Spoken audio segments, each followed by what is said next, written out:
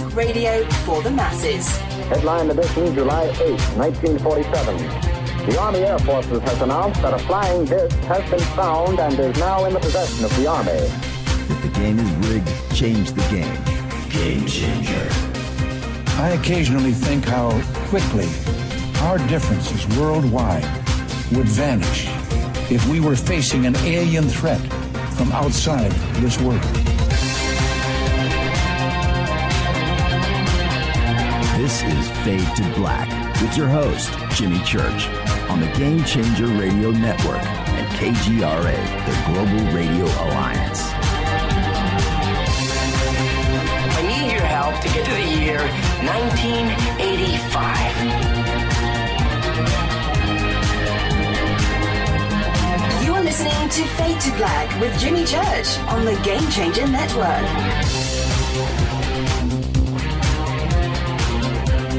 Well. Good evening. Fade to Black. Bespoke radio for the masses. Yeah. How you doing? Let's get this show cracking. Today's Thursday, January 24th, 2019. 24 days into the new year, just 341 days left. As always, we are live from a bunker somewhere in the middle of beautiful downtown Burbank, California. And I would like to welcome everybody listening all around the world, all across the United States. Hither and thither, to and fro, back and forth, up and down, east and west, north and south, far and near. This is Fade to Black for KJCR, the Game Changer Network, and KGRA, the planet. I am your host, Jimmy Church. What is cracking, everybody? How you doing? It's Thursday night. Are you ready? You know what that means. It's Fadernight. Open lines all night long. Truly, my most favorite night of the week. Hanging out with all of you, taking your calls live in real time, unscreened. Back to back to back. We'll see where the conversation leads us tonight. Really excited about tonight. And now, I've got a little announcement before I get to all the stuff tonight. We have a new phone system here. I've been talking to you about this for about 2 weeks, and we've got most of it finished and enough of it done that we can go ahead and do the show tonight, right? Nothing's going to stop Fadernight. But we now have, we're going to go, next week we will have our old numbers ported over. We didn't get those done tonight, so I have a temporary number tonight for the main line. All right, and that number, take out your pen, people. That new number is 747-228-2051. Okay? Again, 747-228-2051. At the bottom of the hour, we'll open up the phone lines, and I will get that posted up there on Twitter, and we'll put it up in the chat rooms and stuff. Okay, so it'll be out there for you. But 747-228-2051. All of the old call-in numbers are still active, which are 323-825-5045 or 323-275-9695 or 818-921-6929. Those are backup numbers. So if you don't get through the main line, if you don't break through and get put on hold right away, you catch a busy signal because of the logjam of calls coming in, which I understand, then you can go to one of the backup numbers. Those lines are still active. But the phone system should be able to handle, I've got it set up right now to bust about 50 calls at a time, at once. So we should be able to handle everything minute by minute, okay? All right. So that's the big news. Okay, so now what you want to do, get into all of our social media, on Stellar, Twitter, Facebook, YouTube. Everything is Jimmy Church of Fade to Black. click on all those little funny little buttons over at Jimmy Church Radio. Follow, like, and subscribe. Now, follow me on Twitter at JChurchRadio. Simple, at JChurchRadio. Hashtag F2B is the sandbox on Twitter. During the show tonight, we will bust out about 3,000 to 4,000 tweets during the show. And if you ever wanted to see what that kind of action looks like, follow me on Twitter. It's nuts, but it's a lot of fun. At JChurchRadio, hashtag F2B. Any questions or comments for the show tonight? Hashtag F2BQ. All of that is live in front of me on Twitter. Of course, we have 2 chat rooms, one over at Spreaker and one at KGRA, The Planet. I already popped in to the chat room during the intro tonight and said, yeah. That's my one comment in the chat room. Man, I used to be so active in all of that. I don't know how over the years where I've just phased away. Do you remember that? I'd be in the chat rooms during the show. I'd be all over Twitter during the show. And now it's all about you guys. It's like wind you up and let you go. So that's about it. All right. And you can also email Jimmy at jimmychurchradio.com. All right. Breaking news. Pink Floyd, that's right, is in the news because Roger Waters says that he hopes to carry out more rescue missions after chartering a jet to bring 2 stranded foreign boys out of Syria and reuniting them with their mother. Now, check this out. Waters flew a human rights lawyer and the boys' mother to northern Iraq to pick up the pair, and they were aged 7 and 11. And they were from Trinidad, by the way. They had been abducted and taken to Syria by their father, who was a soldier, a fighter in ISIS. And Waters says that this is his first trip, but not his last. The 7-year-old, his name was Ayub, and his brother, Mahmoud, 11, had been in Syria since taken by their father, ISIS fighter, in 2014 or 2015. The father is thought to have been killed in 2017, and the boys were abandoned by their father's Belgian wife.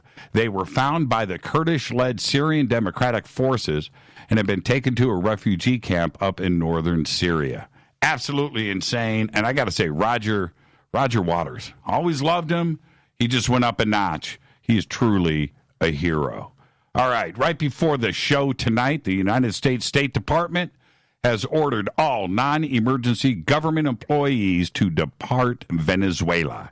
The announcement comes just hours after embattled Venezuelan President Nicolas Maduro said that he was closing the Venezuelan embassy in the United States and all consulates, as well as putting out all diplomatic staff and pulling them from the United States. Right now, as of showtime, the lights have been turned off at the Venezuelan U.S. embassy. Next up, check this out. Man, when it comes to wealth, right? It just disturbs me. But listen to this. Now, I'm all about making the bucks, man. If you want more ducks quacking in your pond and you figure out a way to do it, it's kind of like the band Poison, right? Or Kiss. Poison, they put a little bit of lipstick, some fishnet stockings, multiple platinum record. All right, I'm down for that. I'm okay with that kind of success. But it's this that disturbs me. The most expensive home in the country just sold in New York for $238 million. Hedge fund billionaire Ken Griffin, who made all of his money off of the backs of other people, closed on the Manhattan property at 220 Central Park South yesterday. It's nearly 24,000 square feet. It's an apartment that takes up several floors at the top of a tower designed by architect Robert A.M. Stern. The sale is the most anyone has paid for a home in the United States. The previous record was set back in 2014, also a New York property. That home in the Hamptons sold for a mere $137 million. Now, how rich do you have to be? How much disposable income do you have that you go and blow $238 million? That's insane to me. We've got issues in this country, right? Think about that. Starving people all over this planet, $238 million. Chew on that. All right. My schedule is this. I will be at the NAMM show tomorrow, Friday, January 25th. If you will be attending NAMM this year at the Anaheim Convention Center, just hit me up on Twitter. I'll be posting where I will be all day in real time. And also, and I mentioned this the other night, but I'm going to be running around all day with guitarist Kurt James. So hit me up, come and meet Kurt. Dude shreds. And I've got some more Kurt James news later. Okay? All right. Come join us for the 2019 Conscious Life Expo. I will be speaking there at the LAX Hilton all weekend, February 22nd through the 25th. This year, we're celebrating the 50th anniversary of Chariots of the Gods with Eric Von Daniken. I'll be hosting the panel, the opening night panel on Friday night with Eric Von Daniken, Linda Moulton Howe, Jason Martell, Billy Carson, and Rabbi Ariel Bar Zadok. I'm telling you, the rabbi, the other night when he was on the show with us, I haven't gotten that much feedback on a guest in a very long time. He's absolutely amazing. So that event's going to sell out. Get your tickets now over at ConsciousLifeExpo.com. There's going to be 15,000 people at that conference. All right? And I want to hang out with all of you. Get your tickets now at ConsciousLifeExpo.com. Right after that, Contact in the Desert. That is May 31st through June 3rd in Palm Springs. And again, I'll be speaking all weekend long. Contactinthedesert.com. And then our conference is coming up 2019, July 4th weekend at the Sunrise Ranch in Loveland, Colorado. Again, that will sell out by next week. So what you need to do is sign up in advance for your tickets at SoulTechGathering.com. You've got to be on the mailing list. It's first come, first serve. And that's that. All right. Where am I at? I've got so much to do here. Subscribe to our podcast. It's just $2 a month. Click on that podcast banner at jimmychurchradio.com. And you can also become a Fadernight, an official Fadernight in our membership section of the site. All right. Let's get the show cracking. Happy birthday to Neil Diamond. Today is 78 years old. I hung out with Neil. Yeah. Matthew Lillard, today is 48. He was Shaggy in Scooby-Doo. In the new redo of Twin Peaks, he was in that. Bosch, he's really good in Bosch. Halt and Catch Fire, one of my favorite TV shows. Matthew Lillard today is 78. Our dead guy's birthday today is John Belushi. 1949 to 1982, died at the age of 83. And this is what's really strange. The Blues Brothers, Animal House, 1941, Continental Divide, Saturday Night Live, Neighbors. That's about it. He gave us just 6 years. That's it. He died of an overdose on March 5th, 1982 at the Chateau Marmont right here in Hollywood, California. And more on that in just a minute. On this day in history, 1990, Japan launches its first lunar probe. It's called Haiten. It was the first robotic lunar probe since the Soviet Luna 24 in 1976, and the first deep space probe that executed an aerobraking maneuver. Fader fact: the scientist who first discovered the platypus thought it was fake. European scientists assumed that an egg-laying, duck-billed, beaver-tailed, otter-footed, venomous mammal had to be an elaborate hoax. And that is your Fader fact. Tonight is Fader night. I'm opening up the lines here at the bottom of the hour. We have a brand new call-in number. That number, there's only one, 747-228-2051. You like the 51 there? The Area 51? That's right. That's where that number comes from. 747-228-2051. All of the old call-in numbers are backups, and if you can't get through on the main line, you can use all three of those. All right, today is John Belushi's birthday. And right now, I would like to introduce to you one of the last people to see John alive, who happens to be one of my oldest friends on the planet, and I would like to bring on to Fade to Black for the first time, the one and only James Fox. Pops, how are you, man? Jimmy, so nice to be with you, man. Yeah, speak up, Pops. Okay, I'll get a little louder for you. There you go. It's a pleasure to be on your show finally. Yeah, it's funny. I know what's going on here with our new phone system is freaking out. So I am going to I am going to shut it off. That's all I'm going to do. Okay, talk to me, Pops. All right. Yeah, there you are. Well, I'm down at the NAMM show myself, and such a pleasure to be on your program and celebrate John's birthday today. It's certainly a person that we've all missed for a long time. So. Yeah, absolutely. And this is the thing. As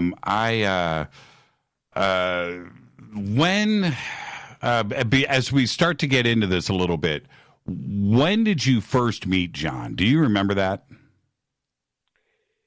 I would say John first started coming into my business, which was on Sunset Boulevard at the world famous Guitar Center, Hollywood. About 1981, late 80, 81, I started seeing him showing up, and he, was always kind of a music guy, and obviously, what led to the whole Blues Brothers thing and so forth, and it kind of became a clubhouse for him, and Oh man, I just lost James. Okay, hang on, everybody. I've got to pull James back in. Oh, man.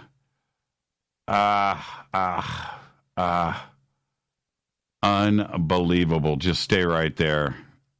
Unbelievable. I knew I was going to have some phone problems tonight.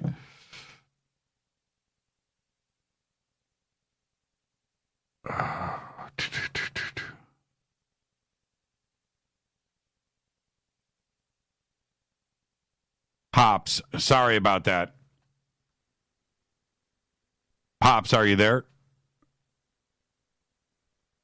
Ah, geez, I knew I was going to have some issues.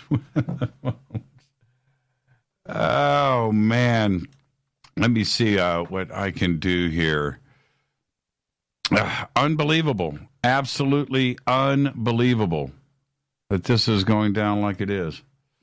But I'm gonna get him back on here, and let's be a little patient. Let's be a little patient. Pops, are you there? you've reached James Fox. Oh no. Okay, here we go. Pops. Are you there? Oh no. Geez, here we go. I don't know what to do. Unbelievable. It just dropped right in the middle of the phone call.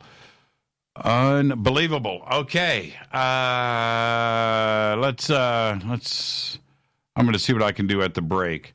I'm just going to go live with somebody. Hi, you're live on Fade to Black. Who's calling? Hey, hi. How's it going? Who's this? This is Specialist Ben Shovel. I guess my name's on there. Specialist what? Yes, so you can just call me Ben. I'm active duty in the Army, and I just thought I'd give you some information. So when you were speaking to the rabbi the other day, he mentioned something about the Urim and Thummim, or Urim and Thummim. It attaches to a breastplate for handling the Ark of the Covenant. Okay. Do you remember about that? I do. Okay, so I am actually LDS, Latter-day Saint. Okay. And one of the things we talk about is that the Urim and Thummim was actually brought over by a family. Hey, Ben, let me put you on hold for a second. And I'm just going to put you on hold. I got James Fox back on the line here. And we'll see What's going on with that? Pops, are you there? Yeah. Okay. Hello? Yeah, that was bizarre. Yeah. Yeah. Disconnected. Yeah. It was just strange, and we couldn't bring you back on. So, okay, so let's get back to this. When did you first meet John Belushi? I would say it was late 80, 81. He started coming into my shop, which was the Guitar Center Hollywood, world famous Guitar Center, and he'd come in with different people, and probably the most memorable story was when he came in with Nelson Lyon and Kathy Smith. They came in the shop one day, and John came back in our audio department, and I'd gotten to know him, and him and Aykroyd were putting the Blues Brothers together and doing different things. And he came in one day and he said, "Hey, James, I really want to get a sound like that guy in Cheap Trick gets in his hotel room." And I said, "Well, what do you mean, John?" He goes, "That real distorted, fuzzy sound, that guitar player gets." I think it was probably referring to Rick Nielsen. I said, "Okay." And so I proceeded to go get a bunch of these stomp boxes, effects boxes. I'm sure everybody's kind of familiar with boxes that the guitar players use. And proceeded into daisy chaining these all together. And I brought out this little amplifier and put it on my counter and got this horrible distorted sound going. He goes, "Well, that's it." And then he he pulled a phone number out of his pocket, out of his pocket came a clump of papers. It had a few different things in there. I think maybe a $20 bill, some phone numbers, and probably some other things that can't talk about doing right at the time. Right.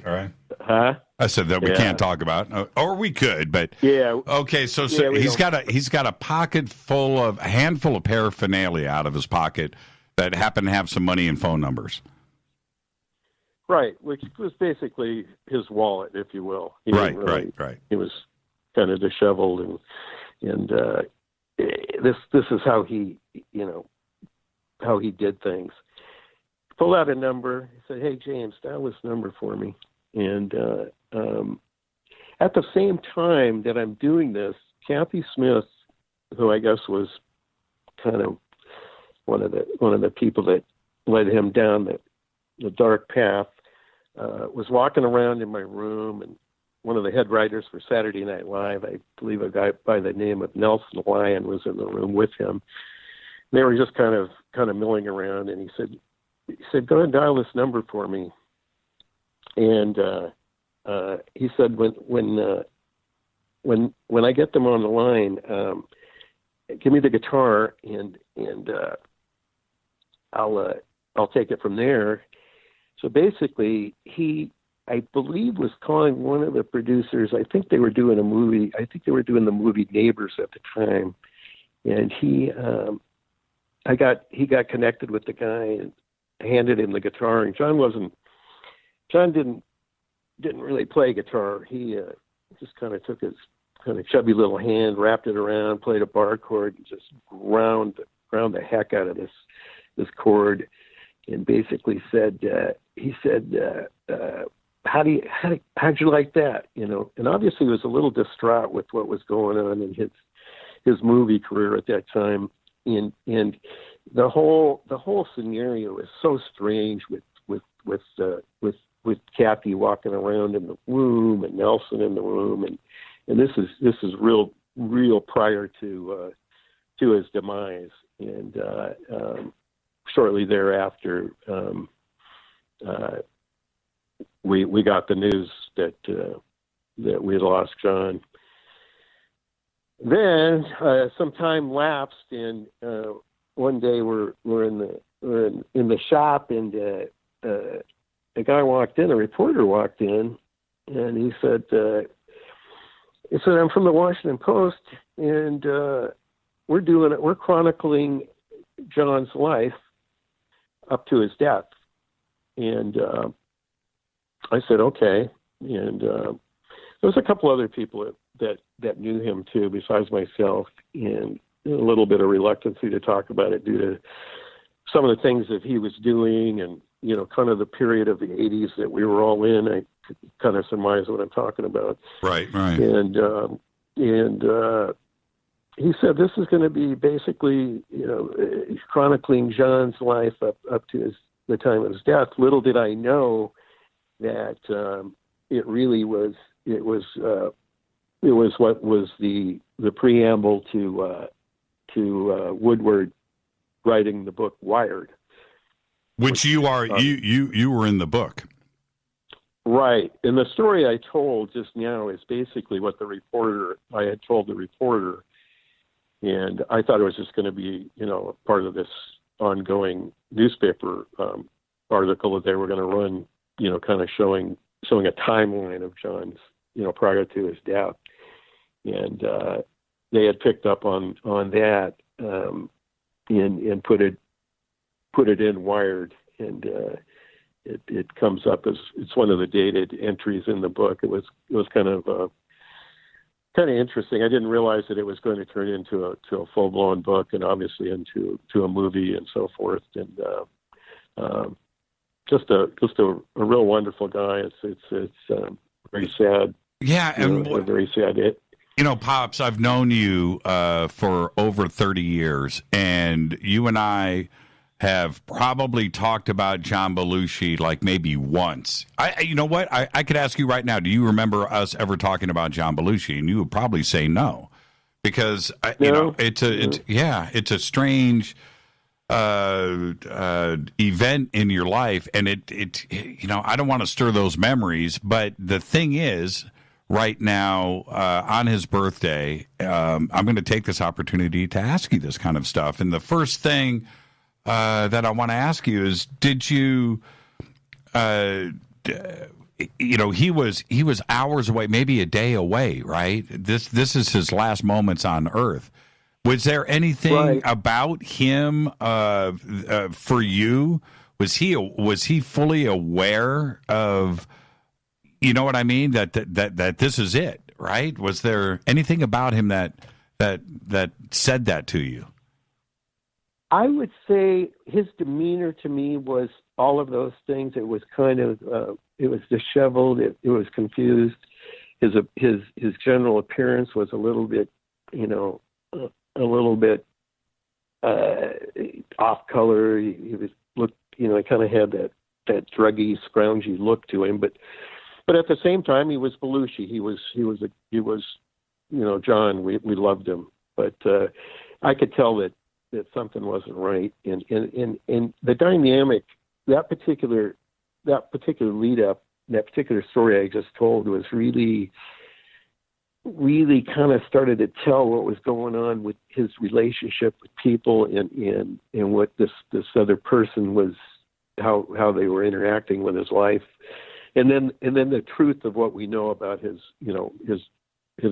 drug thing and so forth. It was all kind of, it all kind of started to shine through, and I could kind of see it in his face. And yeah, you and I seem like a very, very happy guy. You and I have over the years, we've seen this because you and I were right in the middle of Hollywood forever, neighbors and everything else, right? So there's that part. There was that part of it, but we have seen this story play out over and over again. You think about things like anyway, not to dwell on that. But what is it that these successful people get these enablers around them, and there's nobody there to say no? Why do you think that is? You've seen it over and over again. Well, John wasn't the only one. You bring up a great point that you and I saw so many musicians, writers, publishers, people coming through this. We've got to remember that this is right in the middle of Sunset Boulevard in the beginning of the 80s. And there was so much going on. A lot of people started to refer to this era as the big hair era, the music thing. Right. There was a lot going on at any given day in that environment. You know, I might have Marlon Brando walking through there. I might have Sly Stone coming in for something.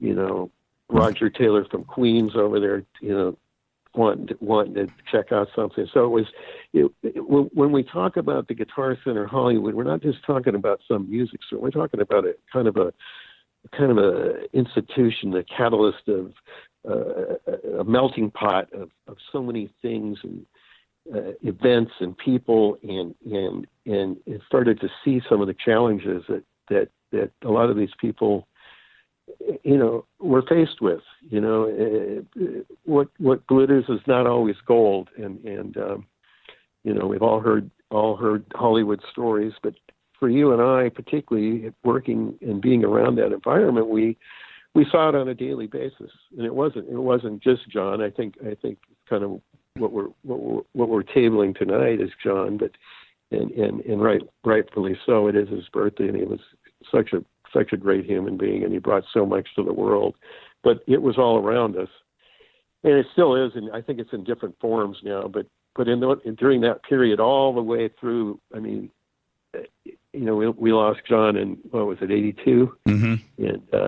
And you know, man, there was, you know, another 8 years of the 80s. So just a real interesting period. There's different scenarios and people and events that went down. It's definitely story packed, if you will. And this is why it just bums me out to talk about this kind of stuff, because there's one side, you know, he gave us 6 glorious years of some of the best laughs in the history of mankind. And, you know, and to go back and talk about the, you know, how it all ended, it's just a drag.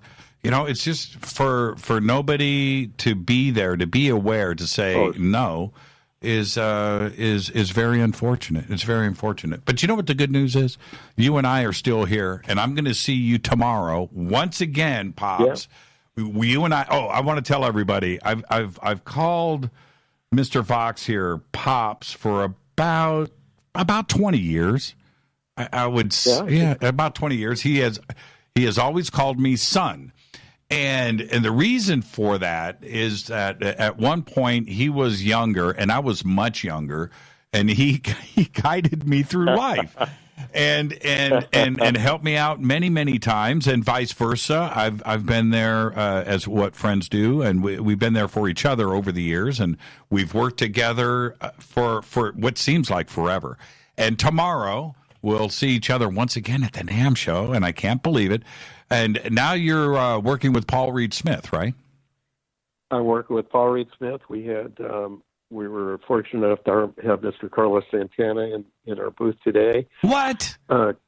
Carlos, just for your listeners, that people are pretty familiar with Fender and Gibson, and we're number 3, I think, when we think of electric guitars, and for all the guitar players that are listening, sure, definitely know about Paul Reed Smith. But today was kind of really interesting, having Carlos come into the booth where we did introduce a new guitar for him, and what an eloquent man. And he finally came in, and he made a quote. I'm not going to recite it quite the way he said it, but he said something to the effect of, in the astute Carlos Santana way, he said, Einstein was a genius, but remember, imagination is everything. And he kind of wanted to leave us with the message of creativity, love, light, and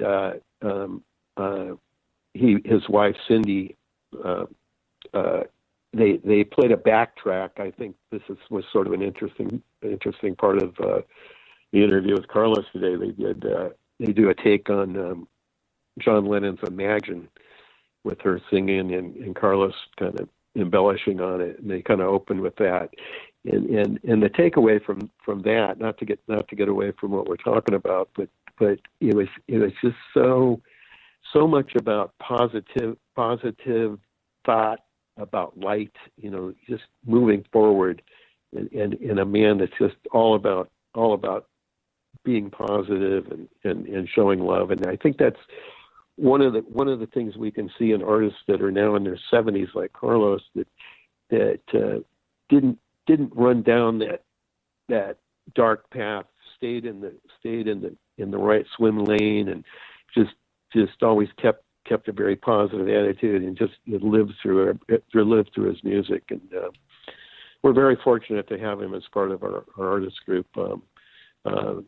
Tomorrow we will have the newest bookend to our company. Mr. John Mayer will be gracing our booth, and he has become just a tremendous endorsee for us. Yeah. He's. I remember last year the line to meet John Mayer. You came in with me, I think. Yeah. That was pretty crazy.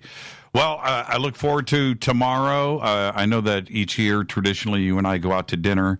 We'll see if that happens once again this year, and we'll chalk up another one. I can't believe it. We are right now. We are in 2019. I don't know when you and I, amazing, my brother. It's amazing, and I don't know when you and I met.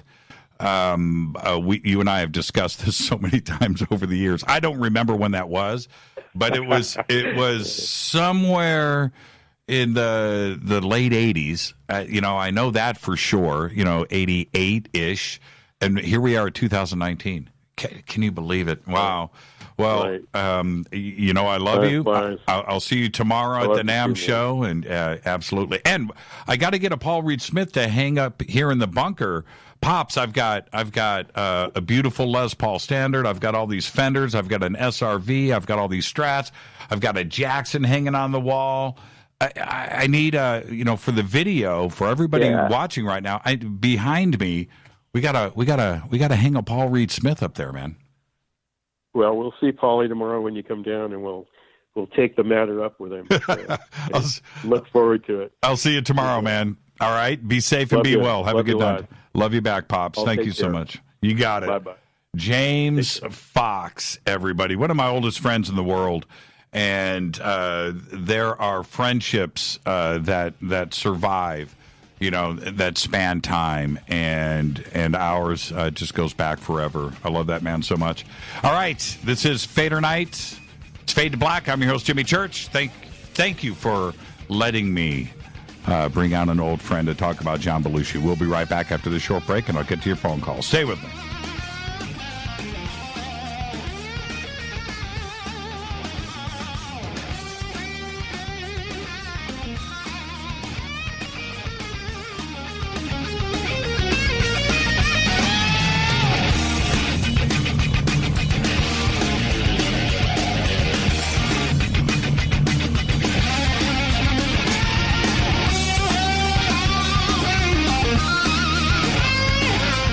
This is Nicole Church, daughter of you-know-who, and you're listening to Fade to Black on JimmyChurchRadio.com and the Game Changer Network. You're listening to Jimmy Church, Fade to Black. Fade to Black will now pause for alien identification. The station that talks the net. KGRA Radio. When you take the beans from Central America with dashes of Indonesian and African mixed in and then roast it to the dark side of Fade to Black, you create the ultimate brew of fringe. Introducing the Fade to Black blend from Rivermoon Coffee.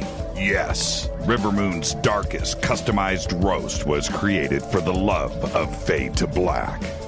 The alchemy of masterful roasting and smoking the beans is in every sip of this full-bodied, dark Java. I need my coffee dark, deep, with distinct bittersweet chocolate highlights, just like the bunker.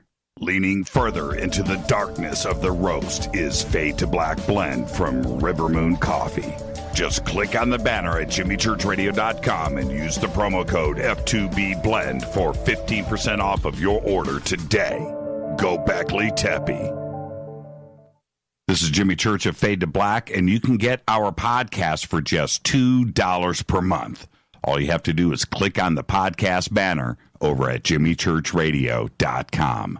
Hey folks, guess what the number one phrase that Life Change Tea receives by email? You ready? We love this tea. We love this tea. Time after time, week after week, we love this tea. Life Change Tea gives you more energy, a beautiful cleansing, and fulfills its slogan perfectly. The tea that makes you go. So if you want to be on your health game, log on to getthetea.com and order Life Change Super Strength Tea. Packages come in a 1-month supply, and when you brew this stuff, wait until you see the results. Aren't we all about the results? And with a lot of people's health struggling, we can use a little bit of help. Doctors will tell you disease starts in the gut. So log on to getthetea.com. That's getthetea.com. Be our next email saying, I love this tea. I love this tea. Get the tea at getthetea.com. Helping America one tea bag at a time.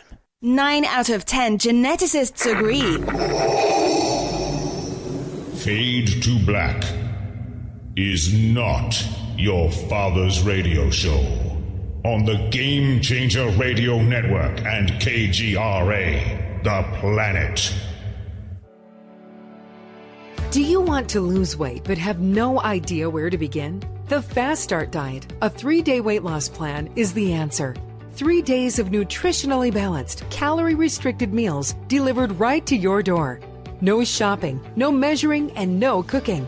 Everything is prepared for you and ready to eat at home or on the go. The Fast Start Diet has all the amazing benefits of intermittent fasting without starving. We've helped thousands of people who have struggled to reach their weight loss goals. Isn't it time we helped you? With the Fast Start Diet, you'll lose weight and feel great. Find Fast Start Diet on Amazon or go to faststartdiet.com and use promo code TALK to get 10% off your first box. And as a special bonus, Fast Start will include their #1 rated Lipo3 appetite suppressant spray free with your order. This is Jimmy Church. And whatever your diet plans are, do what I did. Go to faststartdiet.com. Hi, this is Rob Reiner from Anvil, and you're listening to JimmyChurchRadio.com. What's up? I'm Chris. What up? This is Kyle Massey, and you're listening to Jimmy Church Radio.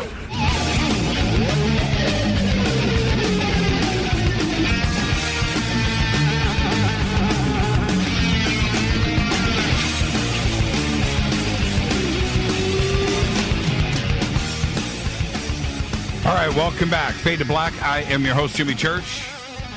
Tonight's Thursday night. It is Fadernight. Open lines all night long. We have a brand new main line tonight. It is 747-228-2051. 747-228-2051. The other numbers are live for backup. And let's make sure that those are live. Doing that now. Okay.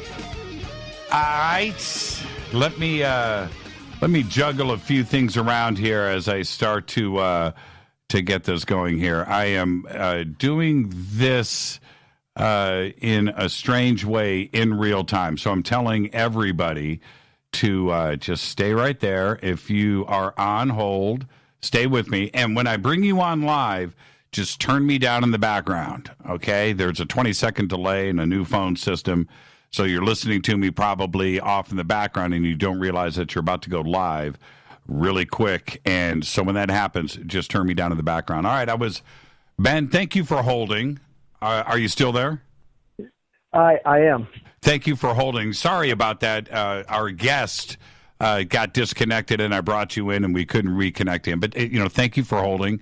And so let's pick up where we left off. You started to tell me, I'll let you. Go ahead. Okay, so the rabbi from the other night was speaking about the Urim and Thummim, which we pronounce it Urim and Thummim because I guess we have our pronunciation. But it's two things that attach to a breastplate, as he described. And it was used for handling the Ark of the Covenant, as he described. We know of it as two types of stones that attach to a breastplate, and it had more than one purpose. It could be used for translation. And this is what Joseph Smith used to translate the Book of Mormon. It was brought over with a guy named Lehi. I want to make sure I get this right.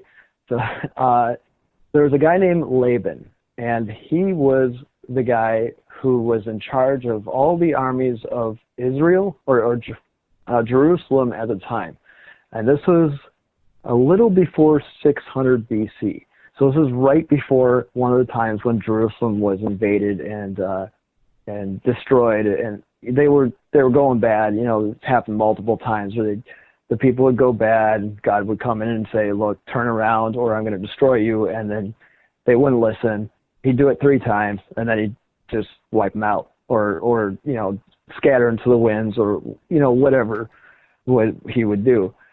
So what happened was, one of the times there was a guy named Lehi, and he was actually, I believe, the brother of Laban. Now he was approached by God with a burning bush, just like was it Moses, I believe. So he was told to tell the Israelites, or the Israelites, to repent. To make sure, you know, try to tell them to repent. They needed to turn around and turn away from the ways they were doing.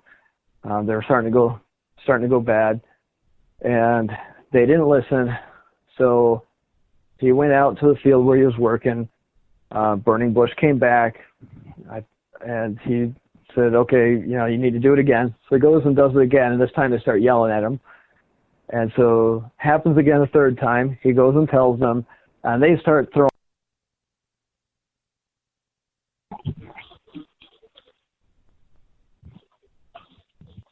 Are you still there? Down a little ways. Right. And he brings his family with him. Well, then God tells him, "Okay, you need to go back and grab the plates of the history." So like Isaiah and like histories they had of the Israelites that they had at the time. So all the stuff that they had written down. So he sends his sons. There was Nephi, and then there was Laman and Lemuel. Nephi later on begat the Nephites, and Laman begat the Lamanites. So when the rabbi referred to the Lamanites as being one of the lost tribes, that's Laman and his brother Lemuel. Now, Laman and Lemuel, they were older teenagers, whereas Nephi was kind of a younger guy, but he was a big guy. And so Laman and Lemuel would always, you know, they'd always complain like teenagers would, you know, like you know of teenagers, how they complain a lot. Well, Nephi goes, and he eventually, there's a chain of events, it's all in the Book of Mormon, where he goes and eventually gets the plates, and at some point he obtained I believe he obtained the breastplate as well. I think Laban may have been running around with it, wearing it the whole time. So he was wearing it, and apparently at one point he was stumbling down the street drunk, and that's how they were able to get it from him. And then they actually chopped his head off so that he couldn't round the armies up to come after them. And that's why they were able to escape. And so it was kind of gruesome, but you know, sometimes some people need to just be dealt with. So They bring all that stuff with them, and they leave, and they come to the Americas. They have a whole civilization there. It goes from about 600 BC to about 400 AD, which is about 1,000 years. And then at the end of that, the Nephites start going. So the Lamanites start going bad. The Nephites start going really bad. So when you hear of like what the Native American stories of like, what was it, John, who went and, what was it, Pocahontas? And John was trying, was being about to be sacrificed or something. Pocahontas or Pocahontas was, and John, whatever happened there, I forget what it was, but one of them was about to be sacrificed, and they were gonna take parts of them and like eat them or something like that, you know, cannibalism stuff. The Nephites went that bad. They were eating people. Well, are you suggesting, though, Ben, before we get too far into this, are you suggesting that those breastplates are here in America somewhere? Okay, so I was getting a little bit too deep in there. So this, so Joseph Smith was using the breastplate to translate the Book of Mormon. Now, he translated I believe about a third of it. I think now it's been a while, so I'm trying to remember. Okay. That's okay. It's okay. We can get to the core of this. So the original breastplate that the guardians of the Ark of the Covenant wore to protect themselves and to activate the Ark of the Covenant made their way here to the Americas, which is now the United States, and that they were then used. So when he was out, so what you're saying is when he was out in the middle of the desert or wherever he was when he got the download, right, for the Book of Mormon, that he was wearing the breastplates at that time? Now, when you say the download, who are you referring to? Joseph Smith, or the founder of the Mormons. Smith? Yeah, Joseph Smith. Okay. So what it was so when everything was going bad, there was a history that was transcribed, and it was a history of the nation and a second history of the religion. So they kept two separate histories, and there was Mormon, who was one of the last guys, and his son Moroni. Now Mormon kind of combined everything into the Book of Mormon, as we call the Book of Mormon. It was like a kind of refined combination. Not everything from the national part, not everything from the religious part, but kind of like a brief overview of everything. And it's quite a bit. So it was are you Mormon? Already right there. Are you Mormon yourself? I am. Okay. See, I know absolutely zero about not zero, but I probably know. I'm at scale of 1 to 100. I'm about a 2. So I know about as much about Mormons as the rest of the country. We don't understand much or know much, which is fine. It's just the way that it is. So going back to this, though, it's my understanding and I've got to head to a break here, and I want to give you the chance to answer this. It's my understanding that Joseph Smith disappeared for a few days, right? Went out and wrote everything. I don't know if it was a few days or a month. But he's gone, and he comes back with the Book of Mormon, and this was, and I use the word download, this was spoken to him, right? And you're saying that when this was going down, he was wearing the breastplates, right? Right. Okay. So it wasn't specifically like a download so much as it was actual plates. So when Mormon had condensed everything down to like the Book of Mormon, he then went and he gave it to his son. His son kind of refined some stuff, did a few extra things, and then he buried it in a box in the ground with the breastplate itself as well. So it was buried. So the whole thing was left, and it was hidden unto God, so no one else could stumble upon it and dig it up. Right?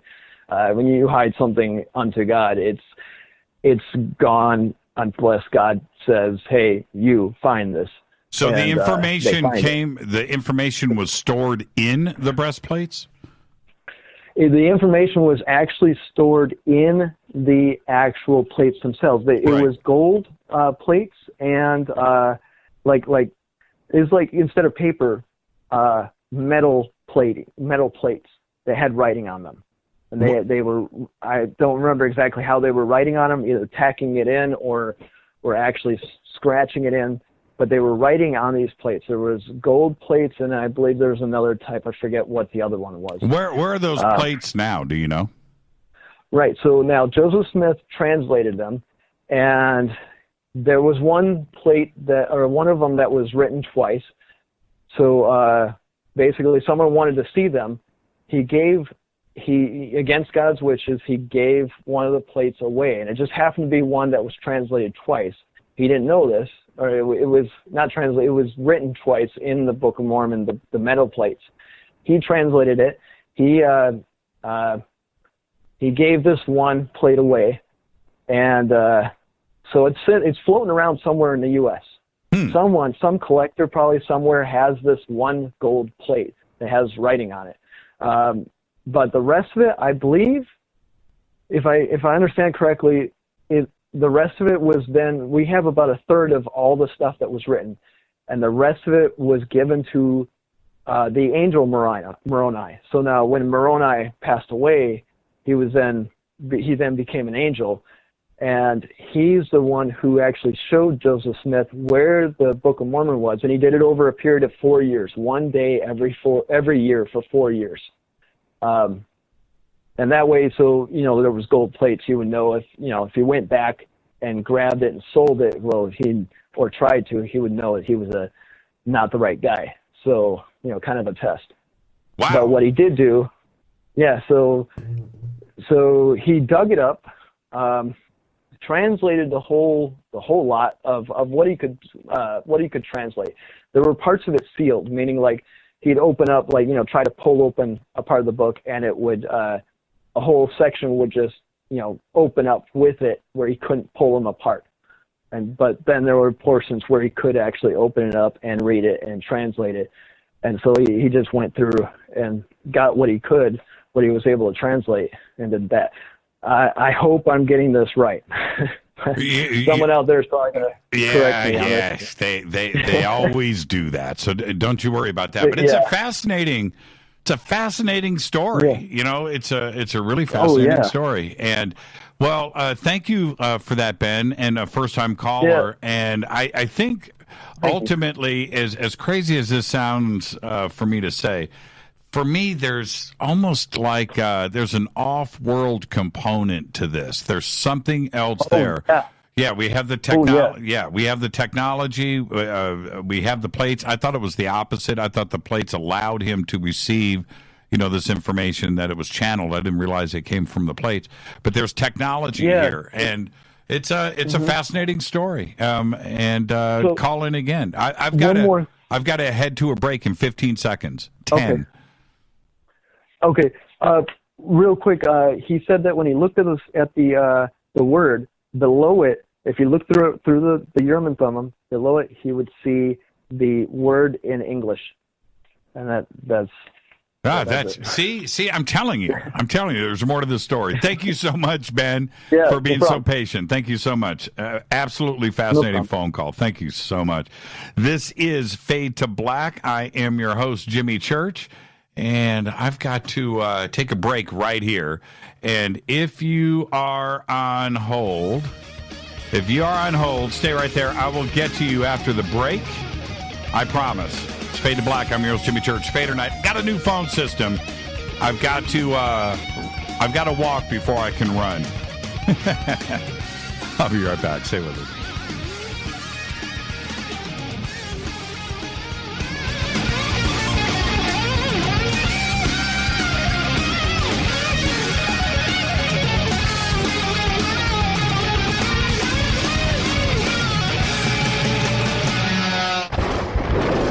This is Fade to Black with Jimmy Church on the Game Changer Radio Network and KGRA, the Global Radio Alliance. This is KGRA Digital Broadcasting Station, Salt Lake City, Utah, Van Buren, Arkansas.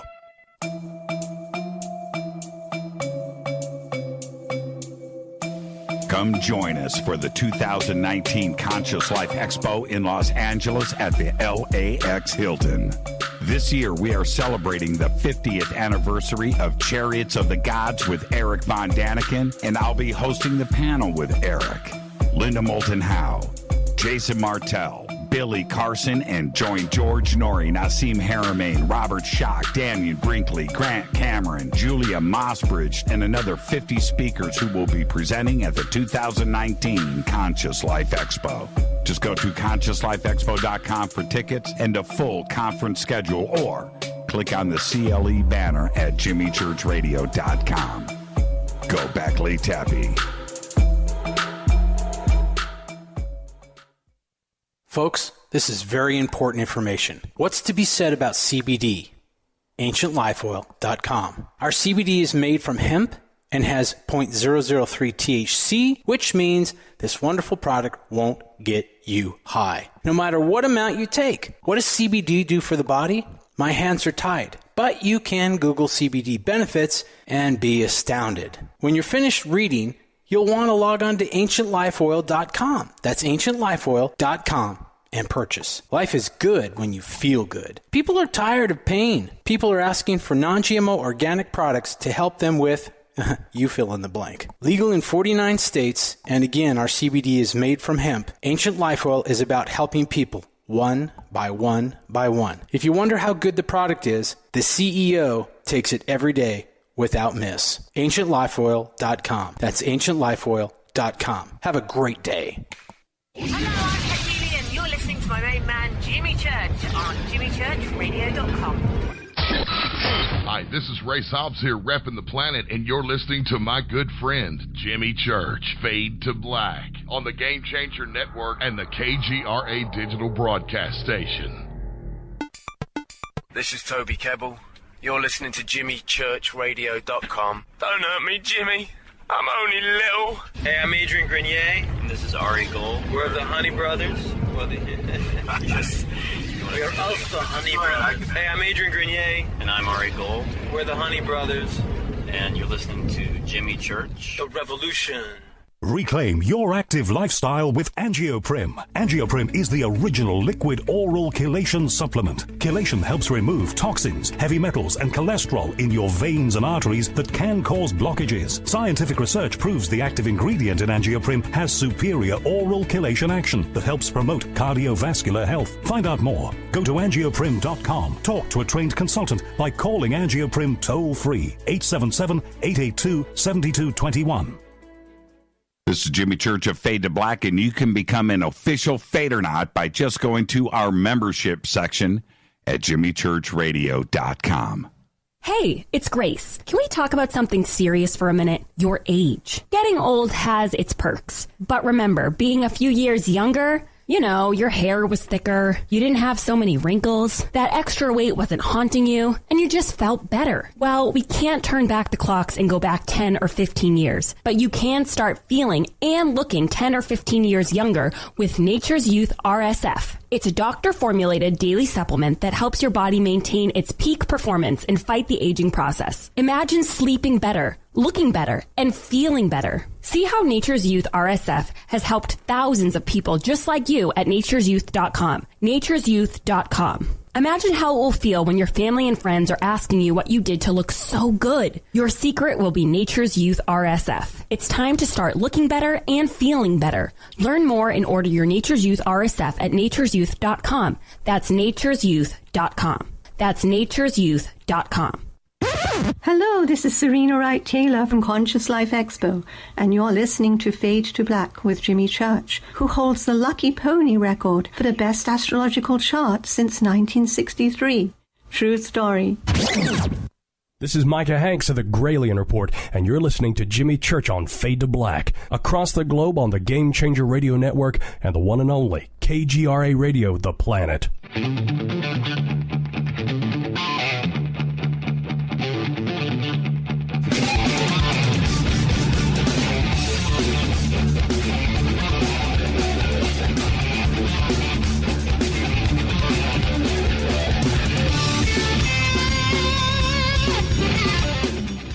All right.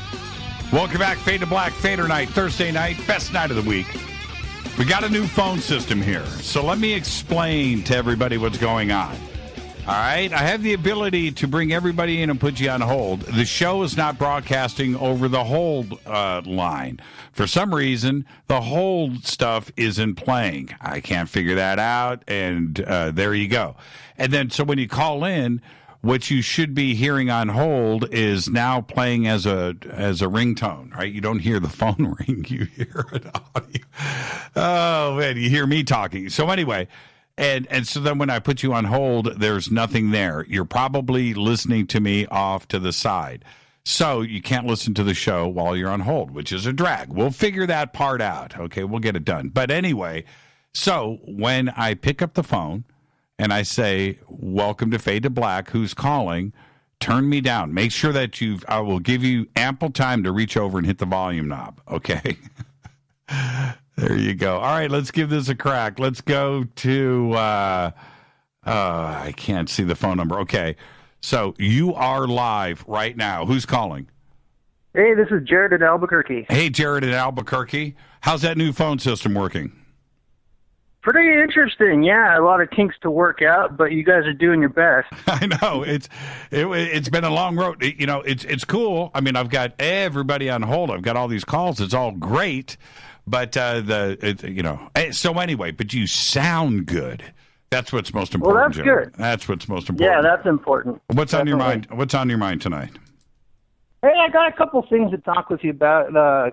Some kind of serious, not really too bad. Nothing, no one's in trouble or anything. But we had Robert Schock on the show a while ago, and he was talking about some really interesting things about the solar cycle and its effect on planet Earth and earthquakes and that type of thing. Right.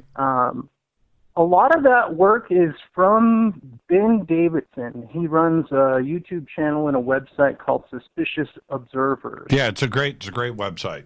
Are you talking about the space weather? Yeah, space weather, exactly. Yeah, that's the one. Yep. It's good stuff.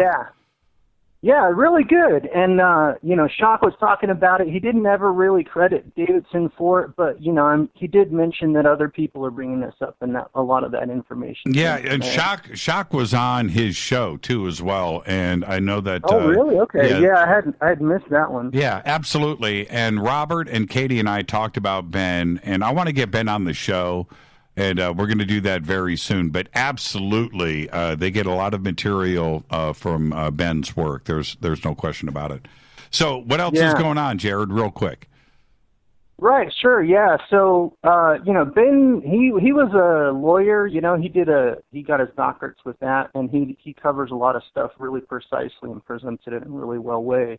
A lot of the stuff he's covered is like the solar flash, and also the connection with our solar weather and earthquake prediction. That has also come up in the Sandia ET material. In fact, they were talking about it before you ever saw any examples of that in scientific peer-reviewed articles, which started to show up later. There's also starting to be people that are catching UFO sightings above the Sandia Mountains during the daytime, and there's photos of that. I've got a tweet prepared that I'll tweet out right now. Yeah, I want to see it. I want to see some of those pictures.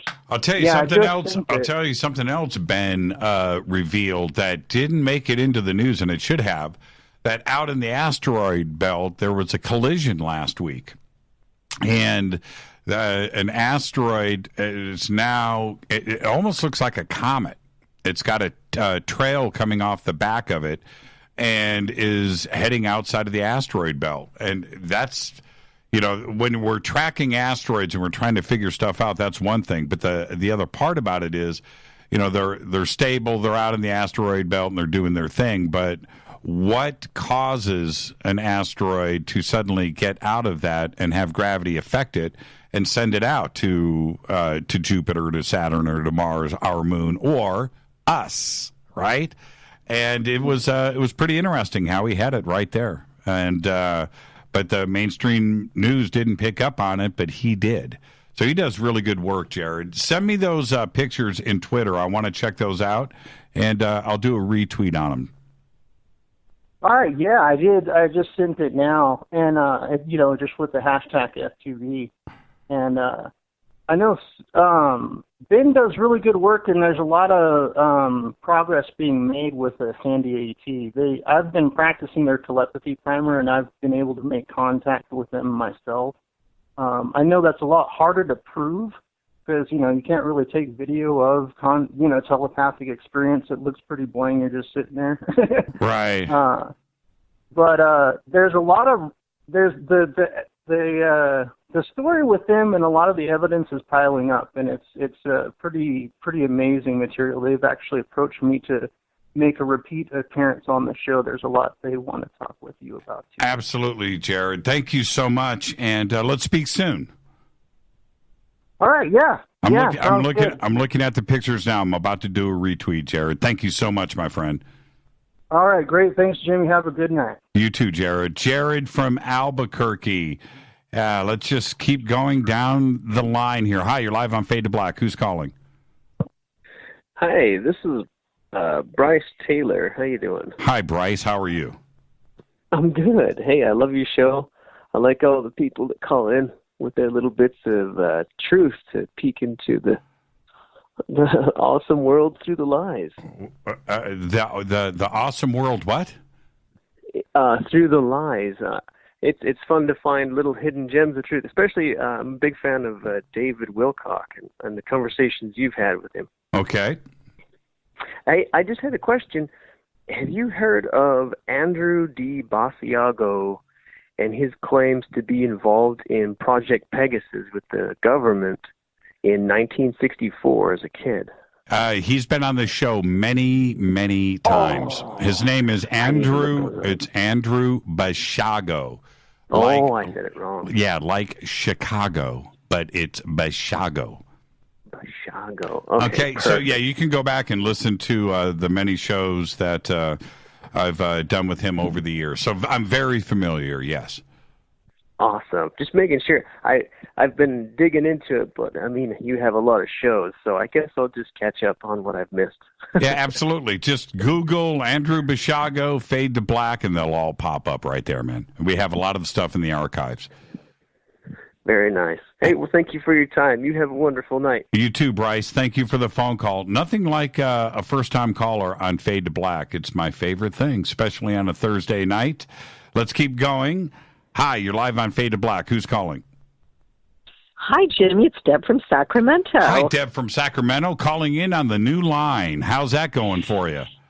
Well, it worked great. I got right through. The only thing was, when I was listening to the recording, I almost hung up because then it went quiet, and then I was listening in the background. It's like, no, you're not going to hear anything. You're saying, don't hang up. I'm like, listen to the recording. Baby steps, baby steps, baby steps. I'll get through it. We'll figure it out. Yeah, well, it was a little weird being on hold and not being able to hear the show and what was going on. I felt like I was fading to black. But anyway, I want to know, we talked before about taking a poll as to who should represent us with E.T., and I had suggested Stephen Greer, and you put it out there and said, let's take a poll. Whoever the winner is, we'll have him on the show. What became of that? Okay, we've got to get an official poll going up on Twitter. That's what we've got to do. We've got to get that set up. We could also do it on our website, too, as well. I got a bunch of email about that, a few tweets, but I got a bunch of email. And I am going to say that overall, Richard Dolan got a lot of mentions. James Gilliland got a lot of mentions. Linda Moulton Howe got a couple. Stephen Greer got maybe one or two. But Gilliland, probably about 10 emails. Richard Dolan, about 30, maybe 35.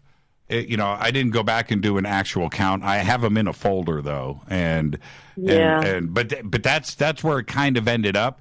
And so if we do the poll, see, this is the thing. If we do the poll, we can only do like 3 or 4 names, right? So what do we do with that? Or do we have a write-in ballot? I don't know. Yeah. If Frank Zappa was here, I'd say Frank Zappa would have been a good candidate too as well. There you go. Well, you know what? Since I suggested Stephen Greer, since then I've flipped. I've changed my mind. I also thought of James Gilliland, and then I was also thinking of Emery Smith.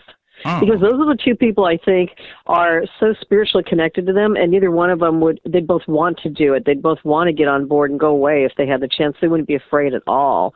And they don't act like they know everything either. That was another reason I rethought the whole thing. Somebody just sent me a picture of you. Is this really you? I don't have a... Huh? I don't know. What does it look like? I'm not going to say. It just came in. This is Deb from Sacramento.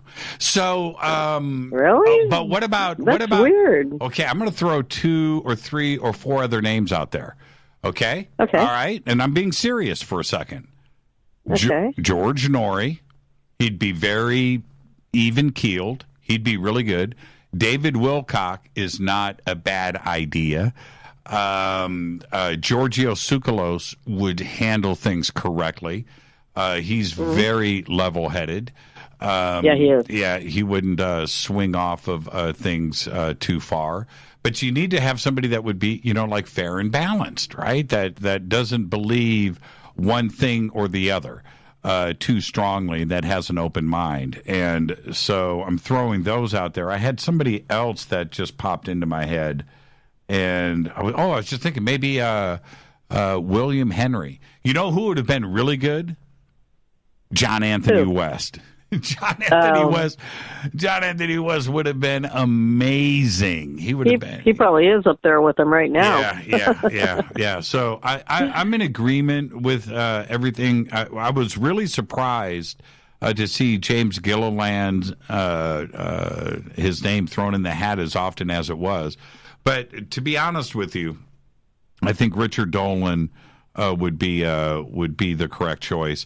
When we go back, and I've said this so many times, Deb, when we go back and look at his 10 minutes that he did at the citizens' hearing, that cosmic ME, Mike just said, Grant Cameron. Grant Cameron, I think he'd be up there. I think he'd be up there. There's a few names I wouldn't put on the list for sure. But with Grant Cameron, I don't know if the ETs would be able to get a word in edgewise, and I say that with love.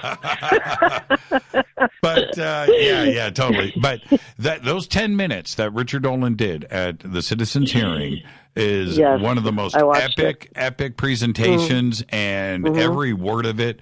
And I look at that and I think, you know what? That's who represents the UFO community. We are in really good hands. He's just really well spoken, and I think he would handle it really well. Wouldn't it be funny if Richard just lost his mind? All right, just went from calm, cool Richard to just berserko. But there you go. All right, thank you so much. What else is on your mind, really quick? Well, now what's on my mind is the picture you got, because I have a Facebook, but I don't have a whole lot of pictures of there on me, except the only clear one is me holding my little dog, and then all the rest of them are really old ones from 20 years ago. Don't be paranoid. You can't be paranoid. I don't have any ET-like pictures on there. That's what I thought. I don't know. That's weird. Hey, Deb. Yeah, I'm just curious. That's all. Deb, enjoy the rest of your weekend. We'll see you Saturday over at Coast. Yeah, you too. Take care, Jimmy. Go Beckley Teppy. Go Beckley Teppy. Thank you, Deb. And she is, she's right about that. When I am, and I'm just lining up some more phone calls here. So if you're there right now, just stay on hold. I'm going to put you on hold. Okay. And then I'll get to you in just a second. But the thing is, when we are talking about who would represent us, I don't think a politician is correct. I don't, even a corporate guy, going back to somebody like Steve Jobs, would Steve Jobs handle it correctly? It's a possibility, and we go down the list, who is it that would just remain objective and would make us proud? That's the key here. Who would make us proud and handle things correctly? That is the key here. All right. And so if you're there right now, stay on hold, and I will get to you in just a second. And I'm getting through a phone system here, everybody, that I'm learning on the fly. All right, so this is my first night with it. Look at all of these calls. Everybody that I'm putting on hold right now and you're listening to me, just stay right there, okay? I'm putting you on hold. Stay right there, and I'll get to everybody, including who I am speaking to right now. Okay, so with that, I'm going in order. Hi, you're live on Fade to Black. Who's calling? Hi, Jimmy. This is Pam in West Virginia. Hi. Take me off the speaker. Okay. can't do the speaker. I can't do the speaker. That better? Oh, that's better. Okay. Okay. What's on your Good mind? deal. Well, I've been listening to your show. I love your show, by the way. And one of the things that I wanted to bring up, I grew up in Washington area, 60s and 70s, and right before I left, it was late 70s, I heard what I would call a UFO message, on the radio. It would come on the same time every morning. What'd you hear? And, it was the same guy, and he said he had a message. I know this sounds really weird, but said that he was talking for the extraterrestrials, the aliens, whatever, and made a series of predictions, said that some things that were going to come to pass, like underground civilizations would be discovered, new information would come out on the JFK investigation. And you heard all of this over the radio? On the radio. It came on the same time every day. Wow. And it was the same message. Wow. And it happened like in one month period. So I remember some of the things. What year was this, Pam? I'm probably 77, 78, because I was traveling to Prince George's Community College at the time. Right. And I would pass near, What city was closest? Well, Prince George's or Bowie is halfway between D.C. and Annapolis. Right. So, my grandfather worked for NASA. I was Army brat and all this kind of stuff. So, I'm only asking. So anybody out there that is listening to this that was that possibly could have heard the same things, and you just said 1977, 1978. East Coast, Prince George's, right? Right around there. Maybe somebody else heard it too as well. And I can hear from them. I have been looking all my life for somebody else who heard that message. And wouldn't that be funny if you were the only one? Now we're getting into some X-Files stuff. Yeah, we are. That's really cool. Well, so it's very interesting how you're saying that it was talking about. Did you say death to extraterrestrials? No. So basically, the way the message ended was they weren't going to let us destroy ourselves. And that if we got to the point where it was going to happen, they would reveal themselves and step in. Do you remember, and thank you for the phone call, by the way, but do you remember Woody Harrelson's character in 2012? Right, where he played the radio guy, the late night radio guy, and he had a motorhome up in the mountains in the forest. Yeah. Right, and maybe that's what you were listening to, right? Somebody like Woody Harrelson's character. Maybe. Yeah. I don't know, and I don't know if I back in the day the technology wasn't all that great. Right. I don't know if it was a recorded message. It was just really a mysterious kind of thing. And I would ask people when I got to school, did you hear that? And nobody else heard it. One person in my lifetime heard it. And it was so long ago. And well, see, and back then, well, you can even do this now today. You can actually go online. But back then and buy yourself a little radio station, a little transmitter. You can do that now. And, if it's over a certain wattage, if it's under a certain wattage, then you don't have FCC stuff. And if you're not going over state lines, there's a lot of things about it. But you can broadcast like in your own neighborhood, right? And, go out a few miles and so forth. But back then you could walk into Radio Shack, right? And get yourself a little transmitter. And maybe that's what you were listening to as well. I don't know, but it's fascinating. Maybe. Fascinating. And it is. Never. So yeah, I'll keep an eye on your Twitter and your page and see if anybody responds to that. Yeah, you never know. Something else I wanted to bring up too. Sure. Living in West Virginia, that they did have an underground bunker at the Greenbrier. That's right. It was opened up. A massive one. So, a massive one. Have you been there? No, but I think I know where the new one is. Oh, where is it? Where is it? Disclose. Bechtel Boy Scout Camp. Really? There's a huge underground mining labyrinth in the area. And so Bechtel bought up hundreds of acres. And so 2019 is an international jamboree. And I started looking at all this stuff that was going on with, the Montauk boys and all this kind of stuff, and started looking into Green Bank and the proximity and stuff like that. And it's all kind of freaky in my mind that I think there's something underground there. The locals think that there's something underground. That's literally a rabbit hole that you're going down. Yeah, it is. So that's all I'm going to say because I want to protect myself. Right. Well, Pam, thank you for the phone call. And I know I'm going to see this pop up in Twitter about the annual Boy Scout Jamboree and Bechtel.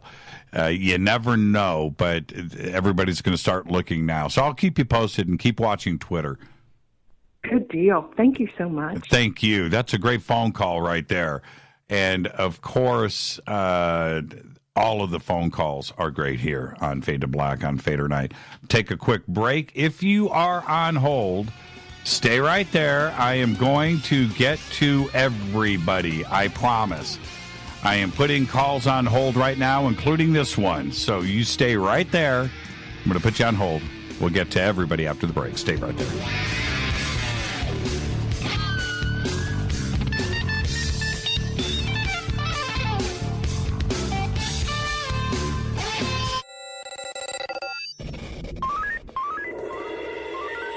Way out here, we listen to Jimmy Church.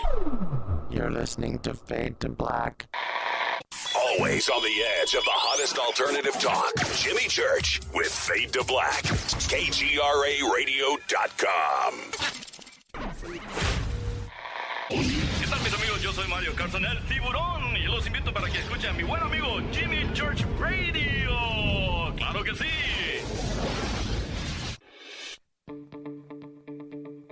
Hurricanes, earthquakes, wildfires. This year we've experienced more than our fair share. This is Jimmy Church of Fade to Black. And last month I decided to make sure my family does not have to worry about food should we get caught in a real emergency situation. Introducing Numana, a healthy, storable product that tastes so good that you'll want to eat it every day instead of just during those times of duress. All Numana products have a 25-year shelf life, are MSG and GMO-free, no preservatives, and are made in America. With the Numana pack in your home, you'll be able to sleep at night knowing that you've protected your family. Not only have I tasted and tested, I own it. Now you can too. Just click on the Numana banner on JimmyChurchRadio.com and use the promo code Jimmy when you order. In addition to a discount, we'll send you an autographed Fade to Black t-shirt. Seriously. Go Beckley Tappy. Do you want to be an official Fadernaut? Of course you do. This is Jimmy Church of Fade to Black. Just go to our membership section at JimmyChurchRadio.com. So, you love talk radio? Then you'll love TalkStreamLive.com. TalkStream Live is always on, 24/7 with the best streaming talk shows. Find your favorite talkers and discover some new ones. It's free, readily available online or on mobile with any smartphone or tablet. Finding your favorite talk shows all in one place has gotten a whole lot easier. Just go to TalkStreamLive.com. Be sure to download the free apps from Google Play or the iTunes App Store. You listen to us, and we listen to you. And so does the CIA. KGRARadio.com. If you have hard water, the lime scale not only leaves white spots, it clogs pipes and breaks down appliances, costing you hundreds of dollars in energy and wear. Eliminate lime scale and other water issues like brown staining and bad odors with HydroCare water products available from Wave Home Solutions. Wave's affordable water systems don't use salts or chemicals. You'll love the way your water tastes, smells, and looks. Satisfaction guaranteed. For more information, go to bestwater123.com. That's bestwater123.com. Are you intrigued by Paranormal Talk Radio? You'll love the new Paranormal Radio app from TalkStream Live. You'll find a great selection of talk shows covering UFOs, ghosts, strange phenomena, and much more. Download the Paranormal Radio app now and start listening to the very best in paranormal talk entertainment, including the network you're listening to right now, the Paranormal Radio app, free in Google Play and the iOS App Store. You are listening to Fade to Black with Jimmy Church on the Game Changer Network. Oi, oi, I'm Reese Evans. You're listening to Jimmy Church. This is Revolution. The revolution will not be televised. The revolution is on radio. Ciao.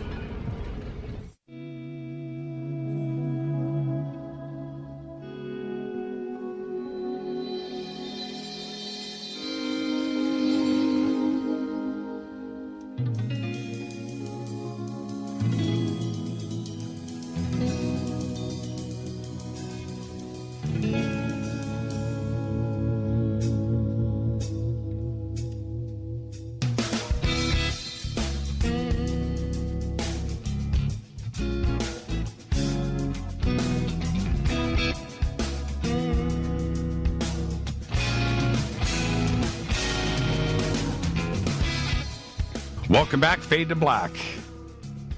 Thursday night, it is Fadernight. If you are on hold, stay right there. I will get to everybody. I'm actually digging the new phone system. It's pretty cool. It's pretty cool. So let's keep it going, and let's see who's up next. Hi, you're live on Fade to Black. Who's calling? Hello? Yeah, you're live right now. Yeah, hi, Jimmy. This is Fred from Montreal. Hey, how are you? I'm fine. I can hear a blink in the phone, right? I have no idea. No, you shouldn't hear anything but me. Okay. All right. Jimmy, I got a question for you. Uh-huh. Have you seen my dog? I haven't.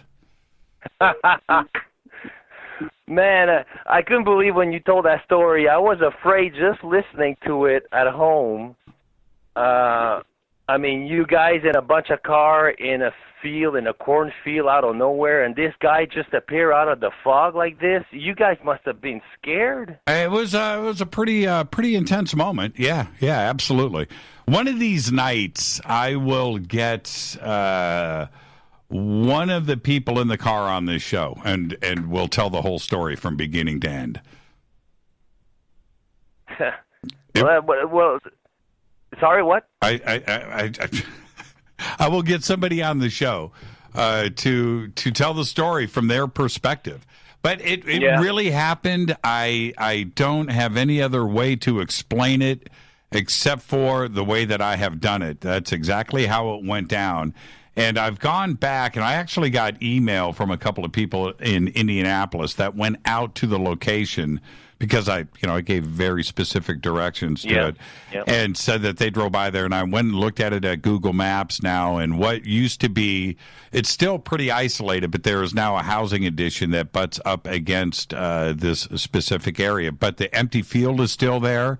And what we call the electric company, the transmission, the transformers and stuff that were in front of us across the field, all of that is still there. The trees are still there. The road that goes up to it behind the trees, all of that is still there. It's pretty fascinating to go and look. But, yeah, it really happened, man. It really did. Have you seen my dog? I know, and it's been a while. I mean, you had time to think about it, to meditate on this, and now years after, what do you think was that all about? I have no idea. All I can tell you is, and this is no joke, back then, and we're talking about 35, 36, 37 years ago. This would have been 1982. Okay, so 37 years ago. Back then, where this place was, there was nothing there but cornfields for dozens of miles. So here we are out in the middle of nowhere. And for this guy to be where he was, it doesn't make any sense. He would have had to have walked for it. There were no houses, and the closest house, the only house that was close to us was my friend Jim's farm that was up the road. And, this wasn't Jim's dad, and it wasn't Jim. And that was a mile or two behind us, and that was a farmhouse. Other than that, there was nothing there. That's why we went there, so we could, not be seen. So I know, yeah. There you go. What was your name again? Fred from Montreal. And thank you, Fred, for the phone call, and thank you for the memory. Thank you very much. I love your show, Jimmy. You got great guests. I saw a few pictures of you when you were younger. You had a whole set of hair on you. You really look like a rock and roll star, Jimmy. Well, really. I thought I was too. So that's half. Theatrics is half of the sale. Thank you, Fred, and behave and be well.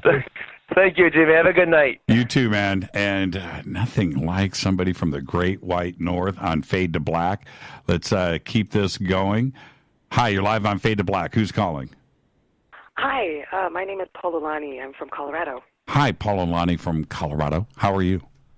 I'm good. How are you? I'm fantastic. It's Thursday night. It's Fadernight, and I'm talking to you. What could be better? Yeah, I know, right?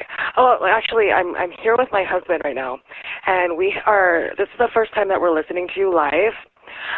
We actually listened to your interview with Tyler Glockner from Secure Team. Mm-hmm. And we're really big fans of Secure Team, but now we are really big fans of yours, too. My husband actually heard about you, and he thought that you had a really awesome voice, and I think so, too. So we just want to let you know that. But I do have a couple of questions for you. Sure. We wanted to know, we're going back to that interview with Tyler. What was your favorite moment in that interview with Tyler? Well, the thing that if I had a favorite moment, it's that Tyler at one point really wanted to express that he's not a researcher. He's just somebody that saw some fascinating stuff and just wanted to share it with everybody. And there's nothing more in that. We shouldn't have any, grand expectations about his research or how he looks at this, or there's high technology, that he's just one person at his house looking at pretty fantastic stuff, and that he just wants to get it out there, that he's just a guy like everybody else. And I think that even for me personally, because I have been following Tyler for a very long time and looking at this, so you assume, because you look at the subscription levels and you look at the numbers and the responses and the views, that it's some big production going on. He's got a big staff, and he's got artists and people and audio and video editors and all these things going on. And you find out that it's the exact opposite, that he's just one of us, right? And I think that's the best takeaway that we could have. Yeah, that's pretty awesome. I think he's he seems like a really down-to-earth guy, and that's really cool. And how he just wants the truth out there. And I'm a really big paranormal, ghosty person, and my husband is the UFO person. But we're both love both of it. And so, Tyler is a really cool guy. He seems like a really cool guy. I've never met him, but yeah. So have you scheduled an interview to be on Secure Team yet? He actually asked me about that, and thank you for reminding me. He's busy. I'm busy. But I'll reach out to Tyler. I'll do it right now. Watch this. See what you just did? Watch this. I'm going to do this in real time. If you're watching, I'm actually emailing Tyler. When am I going to be on Secure Team? And there you go. And hold on. Asking for a friend. That'd be cool because we're definitely gonna watch it on YouTube for sure when you're on there in your interview with him. So I have a couple of questions. So are you really in a bunker? Of course, I have to be. I have to be. I have to be. There's, that's it. We're somewhere in Burbank. I've sort of disclosed to a few people.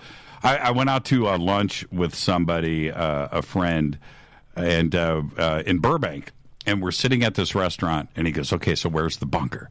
And I said, "It's right over there." And he turns around and looks. He goes, "Really?" I said, "It's right there, but it's underneath that parking structure." "No way, really? Can we go see it?" "Nope." That's about as close as anybody has got. But that's it. It's that's the way we're going to continue to run things. So what was your name again? What was your name? My name is Polovani.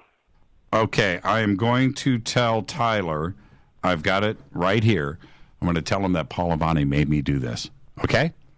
Okay. What's your husband's name? My husband's name is Moa. M-O-A. Tell Moa I said, yo, go Backley Tappy. Go Backley Tappy, yo. Thank you, Paulovina. Behave and be well. Thank you so much. You too. Yep, have a good night. You too. It's a great phone call right there. All right, I'm just going to go down in order. Hi, you're live on Fade to Black. Who's calling? Hi, Mr. Church. This is Andy. I spoke to you last Thursday, and he wanted me to call back today. I'm not sure if you remember the substance of our conversation. Remind me, Andy, and welcome back to the show. I was attending Arizona State University in 1996, the same time you were there. Holy crap, Andy. Yes, and you got through on the phones tonight. Job well done. Okay, absolutely. We need to finish this story, okay? So let's do a quick recap, and if I get it wrong, you can interrupt me at any point, Andy. But you and some friends decided to cross the border, and you guys did. Something strange happened with a craft in the middle of the road, and that was your last memory of anything. And then you guys all felt strange. It killed the trip. You turned around, came back, and had missing time, and nobody really wanted to talk about things. Is that a pretty good recap? That is a very good recap. See, I remember everything, Andy. All right, where do you want to pick up, or do you want me to ask you a couple of questions? I think the last question you asked me was, did me and any of my fraternity brothers on the return trip home talk about what we saw? Yeah. And we never, ever talked about it, ever. And okay, so we're going to come back to that point, okay? Let's go back to the actual incident itself when this craft appeared. Did you, at that point, was there a shape? Was there anything physical about it that you remember? No. This was in Highway 8, which is in the middle of the desert in Mexico. And if you've ever seen a helicopter land and it kicks up a lot of debris, you can imagine that there was dust, sand, tumbleweeds, just a lot of stuff floating up into the air. And the only thing that I could see were these lights, white lights in the shape of trapezoids that were rotating counterclockwise. That's the only thing that I could see. That's pretty nuts.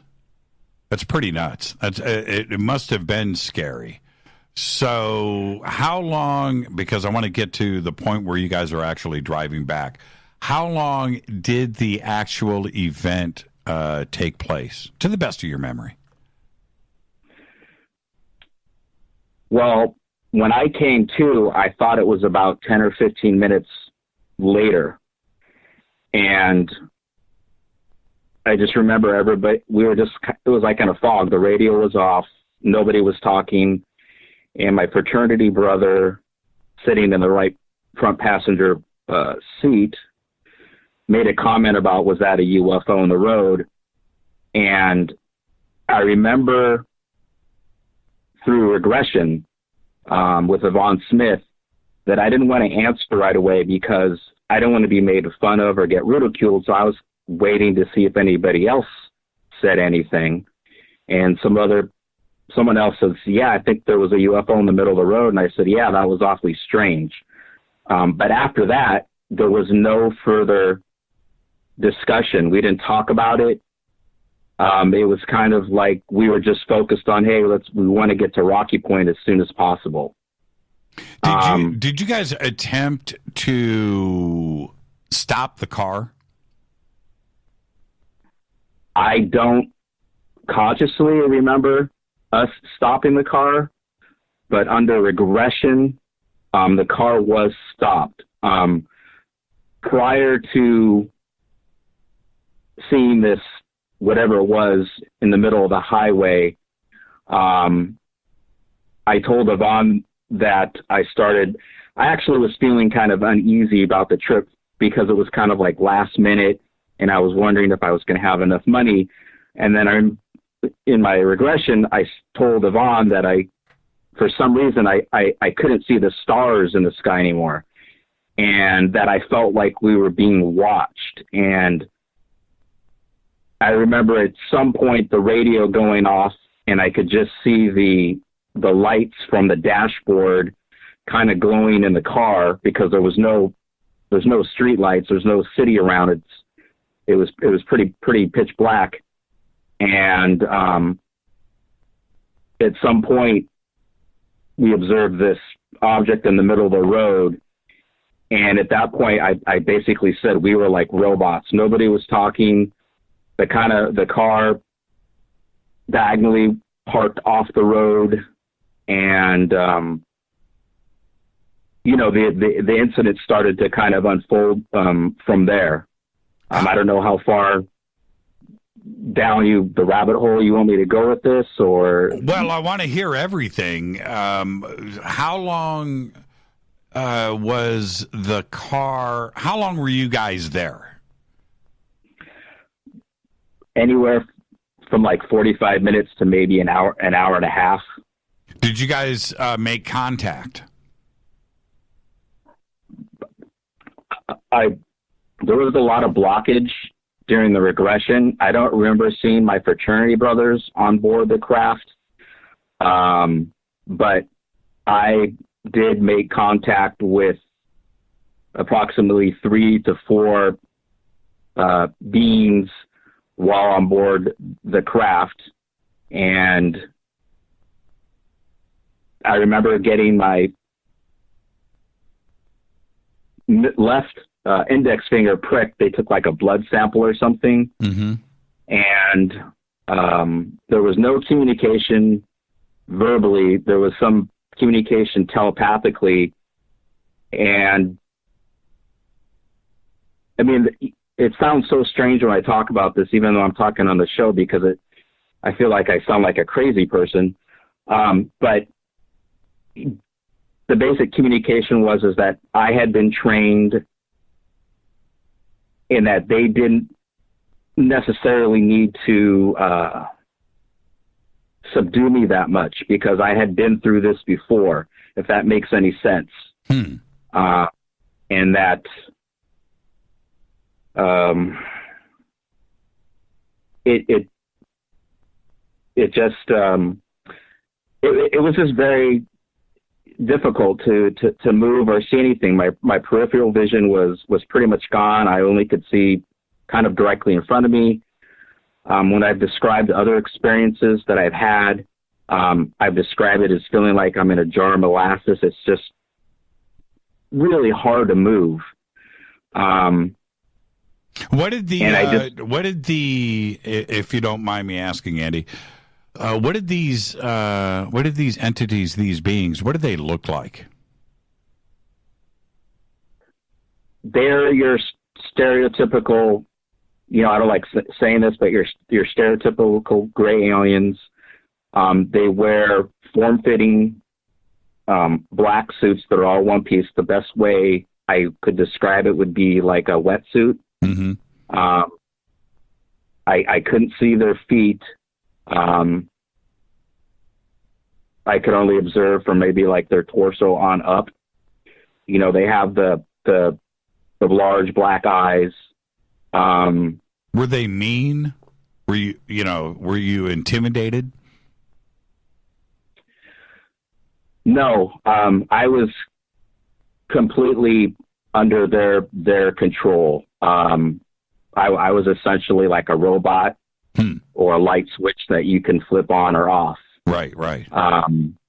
And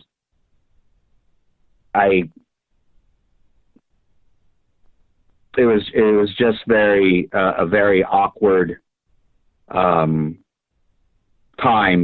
And what was the interior of the craft like? I know that Yvonne probably asked you all of these same questions, but what do you remember?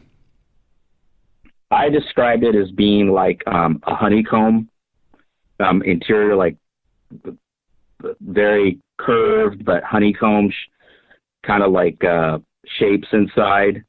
That's all I could really remember under regression. Do you remember smelling anything? No. No, I don't recall any smell. And I don't believe I mentioned any type of smell to Yvonne under the regression either. What about light? What color was everything illuminated?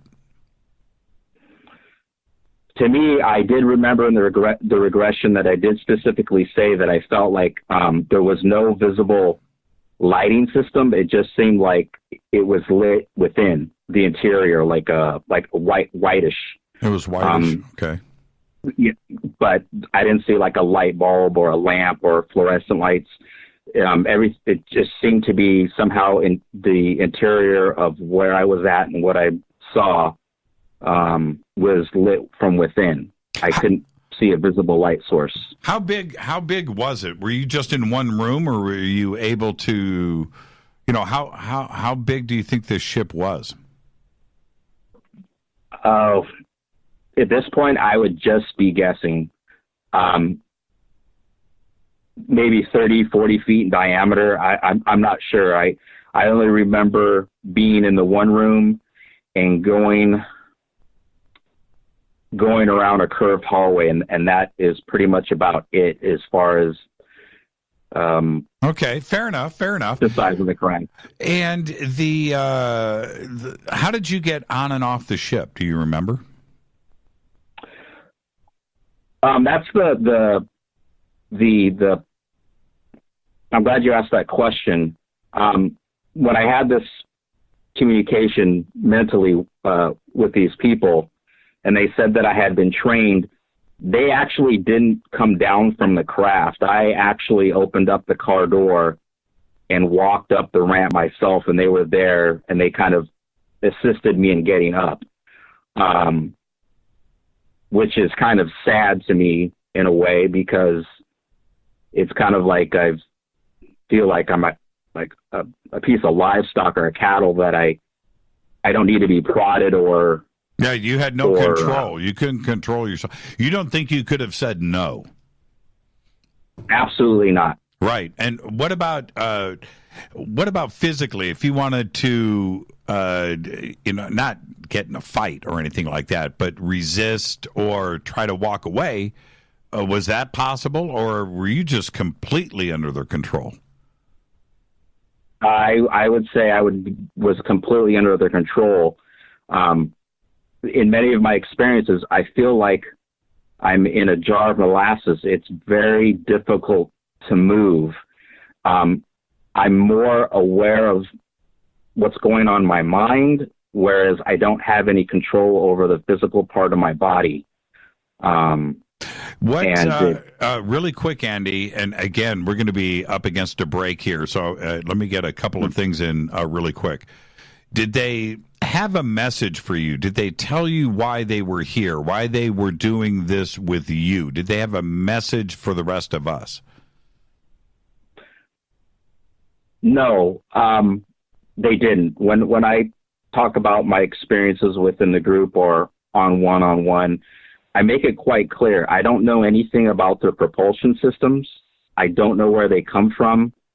I don't know why they're here, but I do know they are here. But what their purpose for being here is, I could give you my own personal theories based on my experiences and hearing other feedback from other experiences, but I could not definitively say they've told me X, Y, and Z, and this is why they're here. Would you, if this happened again, would you be cool with it? Oh, it's happened after that, and actually I had an experience in my own bedroom that was investigated by MUFON, and I actually submitted an affidavit to them and put it, and it's in their archives. And as I mentioned in our first conversation, I've had these experiences starting from the age of 4 or 5 where I don't need any hypnotic regression. And I know this is going a little bit further than what we want to go, but I've been asked before by MUFON investigators and other people, like, are you glad this happened? And a part of me says yes, and a part of me says no. I had a very, very rough childhood growing up. There was no talk of aliens or UFOs. I was born and raised Roman Catholic. So I put this into the context of the devil, and I actually believed that I was the devil and that I was going to cause the end of the world. And I would have these long prayer sessions in my bedroom by myself, praying to God that he would relieve me of this burden. That's how messed up I was. And to go one step further, my biological father that I never knew and that I will never know committed suicide by cop. And there's an article that I could forward to you, but I ask that you do not share it with anyone else because I don't want my family to go through that. But they did do an autopsy on him, and they found that there was no drugs in his system. Mm-hmm. And this happened in 1980, and there was no outlet for him to go to. There was, I think we were just at the beginning of the abduction research that we have now, mm-hmm. and they thought it was dementia or that he might have some type of other mental illness. But when talking with my uncle and my aunt, he saw the same things I did, and it drove him crazy. And I can tell you, if it wasn't for circumstances that played out for me, I might have ended up in the same boat. And the reason that I found Yvonne is because I read that book from Kathleen Mardine and Stanton Friedman, and there's a picture in there of one of the beings that really, really resonated with me. And I emailed Stanton and Friedman, and for some reason, within 10 minutes, he responded back to me, and he referred me to Kathleen, and then Kathleen referred me to Yvonne. And it's been a rough ride. It's not been easy. And I don't understand when people say, oh, I wish I had these experiences, because I caution them, because it hasn't been all that fun. And it was really, really rough growing up. I mean, I felt like I was on the outside looking in, and I felt like I was a bad person. I had these, I'm not sure if you remember the story of when Jesus was in the Garden of Gethsemane, and he told his apostles to wait for him, and he went off to go to pray because he knew he was going to be crucified. And I would go do that. I would have these prayer sessions asking me to be relieved of this burden that I wouldn't cause the end of the world, because I had no context of what aliens or UFOs were. I thought what was happening to me was a sign that I was evil, that I was a bad person. And that's, Andy, I'm going to jump in really quick, and I do have to head towards a commercial. I'm going to invite you back next Thursday, and we're going to continue this conversation. But this is what is great about, people like Yvonne, who is just amazing. But this community here and this show where you are able to just come, hang out, let's talk about it, and there are people here that understand. And that's what's so great, and I really appreciate you reaching out. All right, so are you going to promise me that you're going to call us back next Thursday? I promise to call you back next Thursday. There you go, Andy, and send me that email. How do I go about getting your email address? I am not on any social media at all. Okay, it's very. I can go to websites, but I don't have Twitter or anything like that. It's Jimmy at jimmychurchradio.com. Jimmy at jimmychurchradio.com. Andy, have a great, safe, wonderful weekend. Okay, and I'll see you next Thursday right here. Send me that email. I will. Thank you so much. Wow. Thank you, Andy, for that phone call, and thank you for calling back. It's Thursday night. It's Fader Night. I'm your host, Jimmy Church. I'll be right back. Hi, everybody. This is Rob Halford, the Metal Guard on JimmyChurchRadio.com. This is KGRA Digital Broadcasting Station, Salt Lake City, Utah, Van Buren, Arkansas. Poor water quality is a major health issue, and it's only getting worse. Municipalities can't keep up, standards have dropped, and pollutants are increasing. Where does it all end? It ends by keeping the pollutants outside of your home with HydroCare's advanced systems available at Wave Home Solutions. No less than the best purification materials and processes have been developed by HydroCare to provide you with healthy, clean water for drinking, cooking, and showering. HydroCare far surpasses the competition in removing chlorine, odors, iron, lead, chemicals, limescale, and much more. Don't settle for less when it comes to your water. We'll take care of the toughest water problems for you, whether it's from a city or well source. Satisfaction guaranteed. For more information, call 888-997-WAVE. That's 888-997-WAVE. Or go to bestwater123.com. That's bestwater123.com. Wave Home Solutions for a healthy, comfortable home.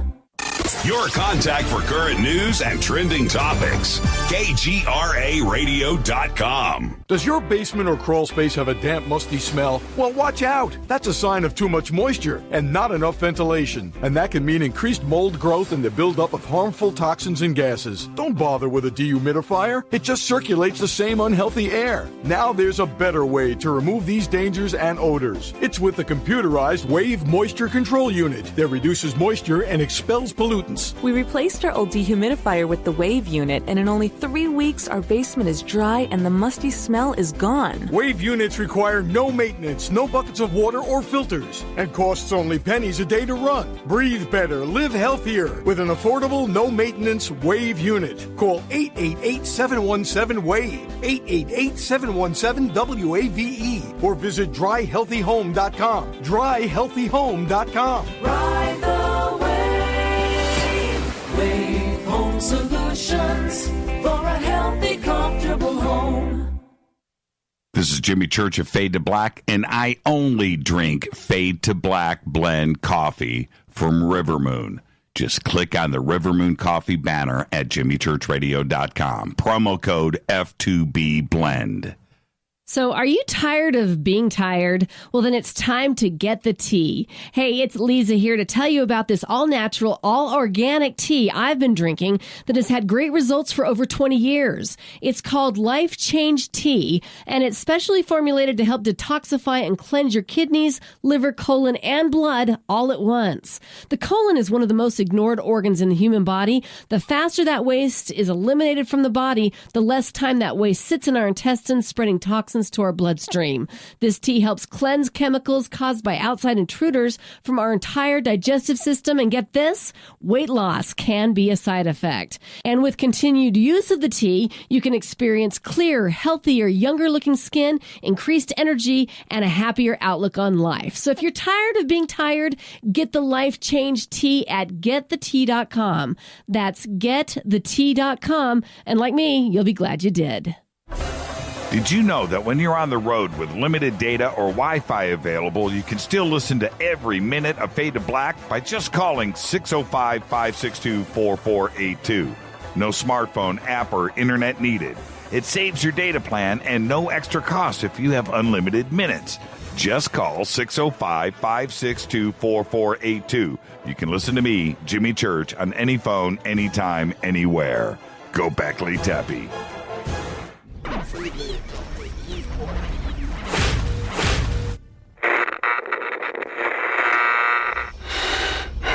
You want to know a secret? I love ponies. I really love ponies. I'm serious. I couldn't stay sane without ponies to brush. Why fade to black? Because you never got that pony, damn it. This is Fade to Black with Jimmy Church on the Game Changer Radio Network and KGRA, the Global Radio Alliance.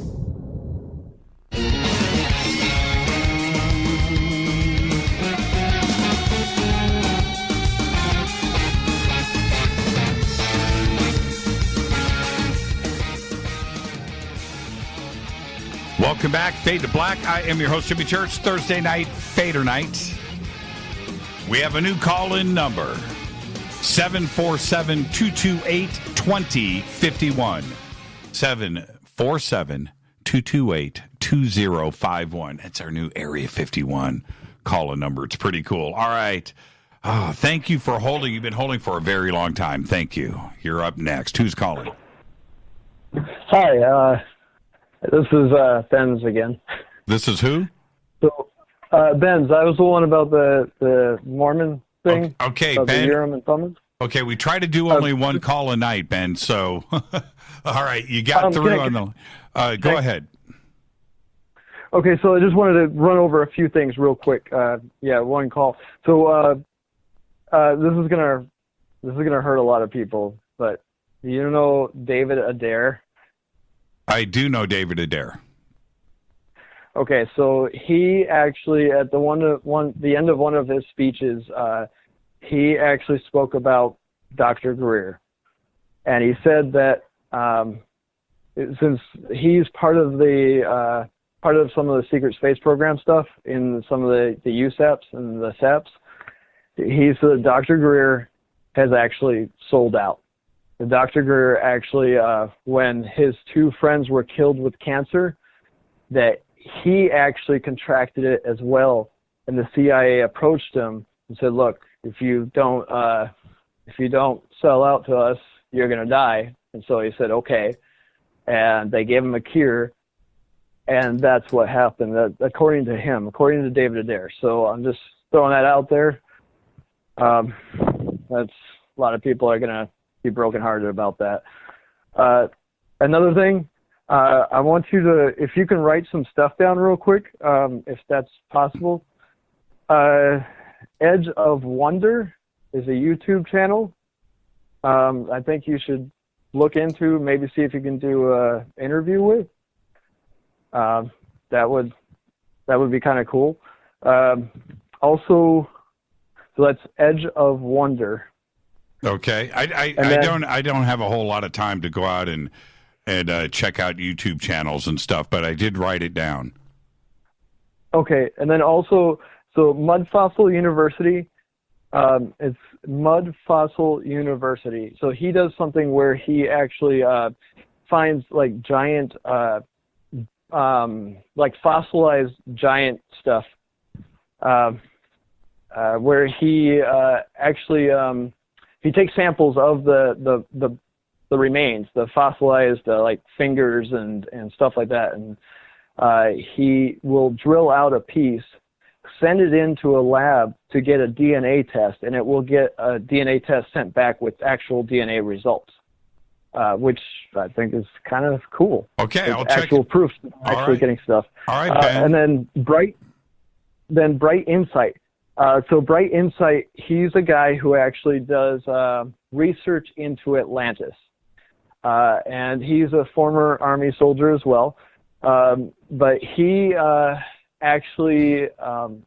he's pointing at this little circular thing in Mauritania, kind of northern Mauritania, that looks like an eye shape there. If you look closely at it, and I forget where it is, but it looks like an eye, and it has concentric circles, just like Atlantis does, and it has a bunch of mud around it, like the sea flowed over through it. And he says that's exactly where Plato says it was. There's a whole bunch of things that point exactly to that being the place where Atlantis was. And they said it was swallowed by the sea, but in fact, he talks about the Younger Dryas period, where this period about 12,000 years ago, where all the civilizations just vanished and all evidence just went away. Yeah, you're talking about the Eye of Africa, and it's a very interesting site. Yeah. I've talked to Randall Carlson about it. I've researched it for many years, and it's a very interesting location, being right in the middle of the desert, and the way that Plato and King Atlan and everything else that is involved with the legend behind it is all very, very interesting, and I'm totally with you on that. So Ben, I got a ton of calls here on hold, so I want to thank you for no problem. All right, and behave and be well. Have a great weekend. All right, you too. Thank you. We'll see you. Yeah, I try to do. Everybody, I'm just going to remind you, I try to do, let's, because I don't screen calls here, one call a night. I've got so many calls that are on hold and calls that I'm bringing in now and putting them on hold and getting them there. So, it's just called respect, if you can do that. So I'm lining up more stuff as we speak. I'm putting you on hold right now. So there you go. You got through. Now, who is on hold the longest? Let's go right here. All right, you are live on Fade to Black. Who's calling? Oh, I'm sorry about that. I had you muted. Hi, you're live on Fade to Black. Who's calling? This is Kevin from West Virginia, Jimmy. Hey, Kevin, how are you, man? Fine. I got through on the new line. Yeah, man. It's pretty cool how it's set up. It's all good. We've just got a couple of more kinks to iron out. And then we're rocking and rolling, man. But it's holding the call capacity, and you know what? The sound is incredible. I mean, it's not sketchy at all. Yeah, it's just absolutely amazing. All right, Kevin, you got through. What's on your mind? Thank you for holding. Oh, no problem. Just listening to the phone calls tonight. Pretty good Fadernight for the new phone system. I wrote down 2 or 3 things there I wanted to talk about. Let's see. One I want to ask you, Nikki Sixx, the musician. Yes. Did you know he had a radio show? Yeah, absolutely. I've been into his studio. Oh, cool. Yeah, it's, he actually gave the radio show up, but he had 3 different radio shows. That's right. His studio was down a couple of floors below Coast to Coast, right? So after he left Premiere, I'm going to go ahead and say this live on the air. I don't care. It's no big deal. So his studio is down behind all of the Fox Sports, right? So I'm down there, and I'm goofing around, walking around before Coast, and saying hi to everybody, and all the Fox Sports stuff is going on. I'm checking that out, and then I go down, and there it is, man. I forget what he called his show. But there's a studio, and I just walked in, opened the door, and it was pretty bizarre to just walk in and kind of look around, and there you go, So there wasn't anything strange left behind that I picked up or stole or anything.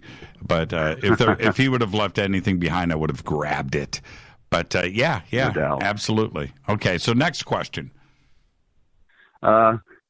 I don't know if, well, some of the Fadernauts may know, but I've been multitasking tonight. I'm the guy that does all the weird screenshots of you. Oh, okay. And I think last night I posted the one where your hand was really, really blurry, and you said, please delete this. Oh, that's the one where I looked like I was drunk. Yeah, that one. I know. Yeah. I saw that picture. I saw that.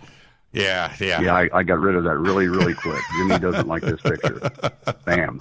Well, Gone. that's gone. armed and dangerous for anybody out there that wants to post up some crazy meme, and put something on it. That would have been perfect for them to have some fun with. It was the hand. The hand didn't look human. Oh, the hand. I was looking at my eyes. I looked like I was. Well, your eyes were closed, but the hand, it's just like, wow, that's too creepy. It's gone. All right.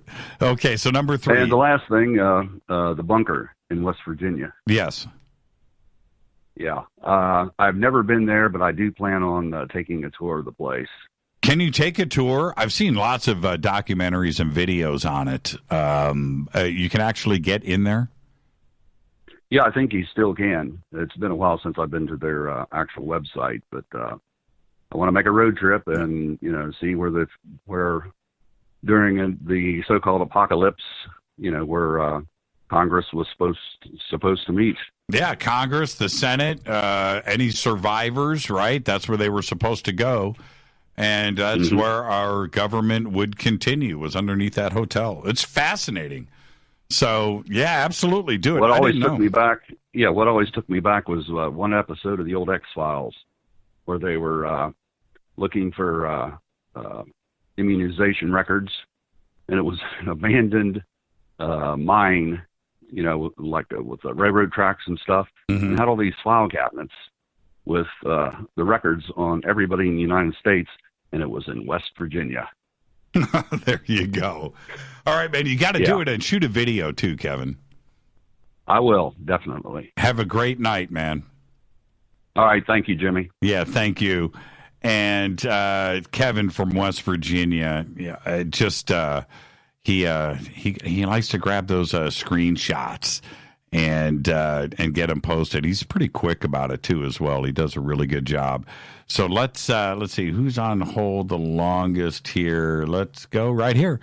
All right, hi, you're live on Fade to Black. Who's calling? Oh, I called you the other night, and you told me to call back. Okay, who's this? Samuel Mixon. I called, I think it was Monday night, and I told you about my contact with the Arcturians and Boots Constellation and all that stuff. Oh yeah, with Boots. Right. That was a pretty fascinating reveal that you did. And Boots, as soon as you said that, and for any of us out there that study a little bit with cosmology and astronomy, Boots is one of those names that everybody knows, in that constellation. And to have that out of anything to be revealed, that says a lot, doesn't it? Yeah, well, the thing is, I had no idea what it was. And I told you about the coordinates, like after I had done the meditation, and that's where the coordinates led me. Mm-hmm. And it was just the craziest thing because the coordinates are literally in the middle of the Boots constellation. And I know that that's where the Arcturians are from, and a lot of different types of beings apparently, but especially the Arcturians. So let's really quick before we get to the bottom of the hour. Let's pick up where we left off. So you found the coordinates. You went to Google search. You tried to look on Google satellite. That didn't work. It lined up with Boots when you went out into the constellations. What happened next?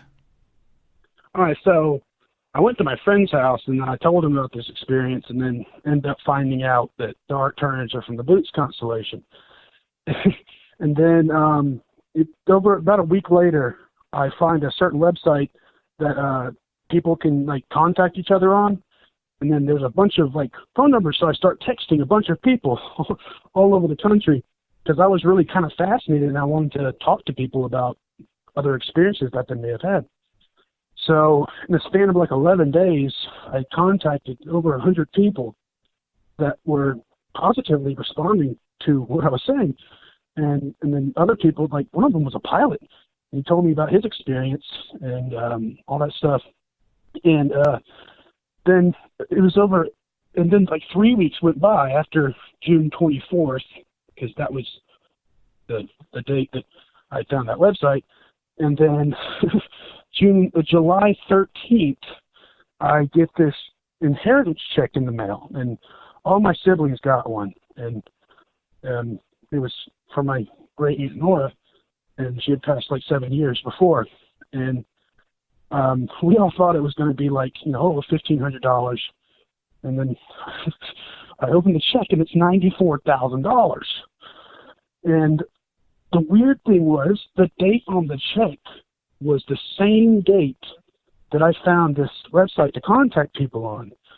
So then I ended up starting to make contact, like physically, like seeing the ships in the sky. And to this day, I do it pretty much every night. And I get a response pretty much every night, if the sky is clear at least. And I've seen countless of those, the flash bulbs. And I've gotten them to flash at the exact time I think for them to flash. I've gotten them to turn. I've gotten them to stop flashing. Several times they would be blinking like steadily like a plane. And then I'd be like, okay, that's a plane.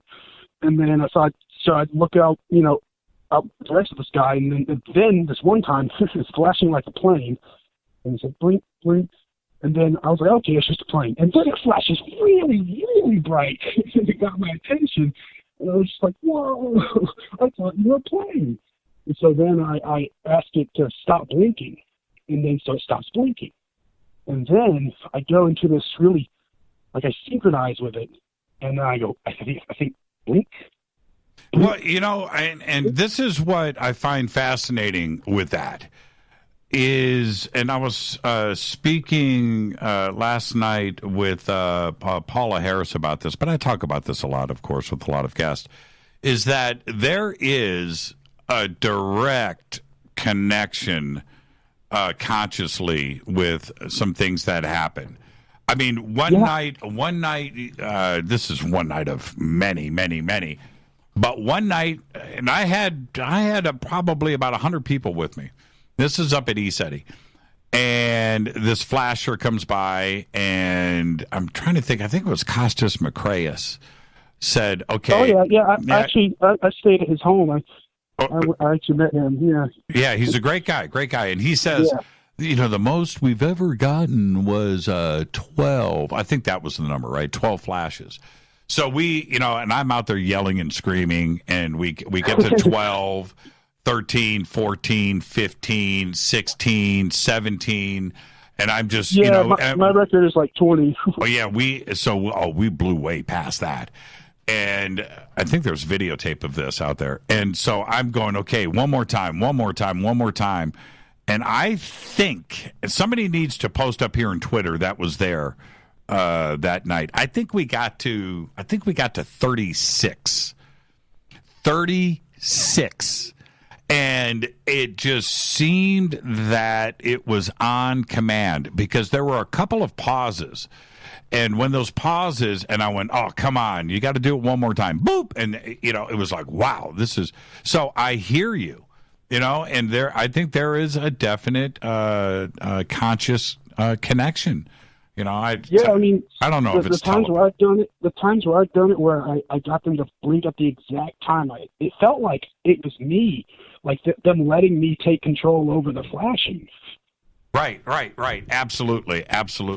Well, I want to thank you for the phone call tonight, and you've got to stay in touch with us.